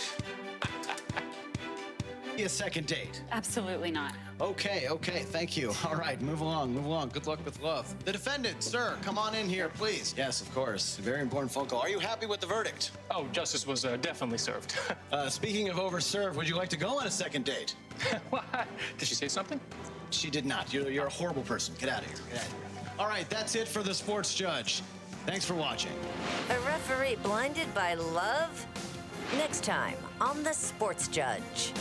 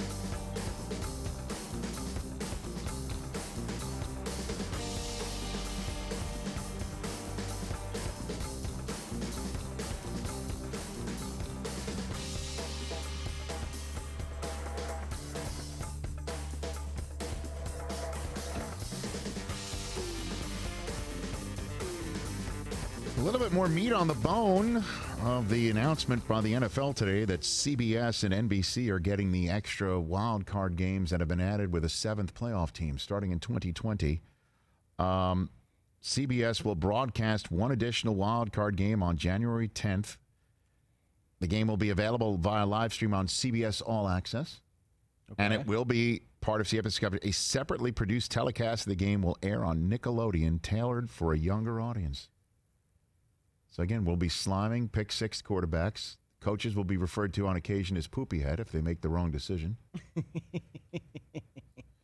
Sideline is SpongeBob. We'll be doing the sideline. Yes. Here's in the booth with Mark Summers. But here we go. Hold on a second. The game will kick off at approximately 4:40 p.m. Eastern Time. So CBS is getting the middle game. Okay. Meaning the first game of the day still can be ESPN's coverage of a Houston Texans home game. We're still alive. Fantastic. I mean, if they can survive the DeAndre Hopkins trade and still win that division, the Texans, if the Texans make the playoffs next year, no doubt, 12:20 Central kickoff. Here we go. It's going to be on ESPN. It's going to be tough for them to make the playoffs next year. I don't know about that, man. That's still Deshaun Watson. Philly Riv now with the Colts. I know. Well, I get it. That's still Deshaun Watson, right? He'll still be the quarterback of the team? I hope so. Well, yeah, he's been tweeting out stuff that people are really, really weird. I don't know. And someone posted an Instagram mock-up of Deshaun Watson wearing a Patriots jersey the other day, and I just about lost my mind. That ain't happening. You need to. I understand, but he's not walking through that door. Deshaun Watson's not walking. Jarrett Stidham's walking through that door, as we discussed, and he might actually be a damn good quarterback, as I mentioned to you. Now, again, look, we will see how it all plays out, but that's still Deshaun Watson, and I don't think he never, in the times that I've met him, I don't think he's got a passive-aggressive social media bone in his body. Then what's with the tweets and stuff, man? I don't know. Okay, Jeff Pash, 4 resolutions approved today. Expanded playoffs, use of tracking data in offseason, preseason for injury prevention. 2 media deals. Extension for Amazon through 2022. That's good news. I love their Thursday Night Football coverage. Oh, yeah, absolutely. There you go. Amazon through 2022. Sticking around with the NFL. That's 3 more seasons. There we go. Love it. All righty. Steve in Houston has been hanging on forever. What's up, Steve? Hey, I was just going to say great show, and thoughts and prayers go to everybody that's dealing with this pandemic, and especially the first responders. Before I get to my main point, you said do a redo. Being a Raider fan back in the day during the Kenny the Snake, it's got to be the Immaculate Deception. Oh, you mean if you could redo it? You're talking about yesterday's show. I love it, man. Keep watching. Yeah, the Immaculate Reception. And what have you been holding on for? I appreciate you hanging on for as long as you did. Sure, and also thank you so much, and also of course the Tuck game. When you said about the Mount Rushmore, it's got to be Wilt Chamberlain growing up and everything as a kid growing up in Houston. He was such a dominant player, him and Russell and everything, and he was just 100-point game, 50-point games. So who's on your NBA Mount Rushmore then? Who's on yours? Oh man, it's tough. I know. It's got to be honorable mention, maybe Akeem, but of course it's always got to. Oh man, it's got to be Bird. It's got to be Johnson. It's got to be, of course, Michael Jordan, and then George Mikan was a great player back in the day as well, and everything. But, and of course, Russell. Russell's got to be there. I know that's the whole thing. That's a lot. I know. Thanks for the call, Steve. I know he's adding more and more. You need another mountain just need out there in South Dakota, right? That's funny. I mean, yeah, there's Kareem too. Let's not forget about Kareem. By the way, we showed the kids airplane the other day. Wow. Oof. It was a little dry. They, stuff went over their heads a little bit. Yeah. They were wondering why did the guy decide to stop? It was the wrong week to start sniffing glue again, right. We're like, don't do that. But Kareem showing up in his Laker uniform being dragged down the middle of the aisle. Right. You tell your dad to drag Walton and Lanier's ass up and down the floor all the time. One of the best lines ever. Up there in terms of sports pop culture history with what the hell did you trade Jay Buhner for? Right. Costanza's dad asking that of... my baseball people said Ken Phelps. But the best part about that is he asked that of Larry David's George Steinbrenner when his son was missing, right? Wasn't that... Yeah. George is missing. Steinbrenner's here. Call me back. I know. He leaves Jerry that hysterical message. And he uses his platform to ask him, why'd you trade Jay Buhner? Oh, my God. Thanks to Peter King, Brett McMurphy, Melvin Gordon, and Terrell Davis. We'll be back here on Wednesday's show, right here on this radio station, and also on our YouTube feed, youtube.com/Rich Eisen Show. Check it out and hit that subscribe button, please. We'll see you Wednesday.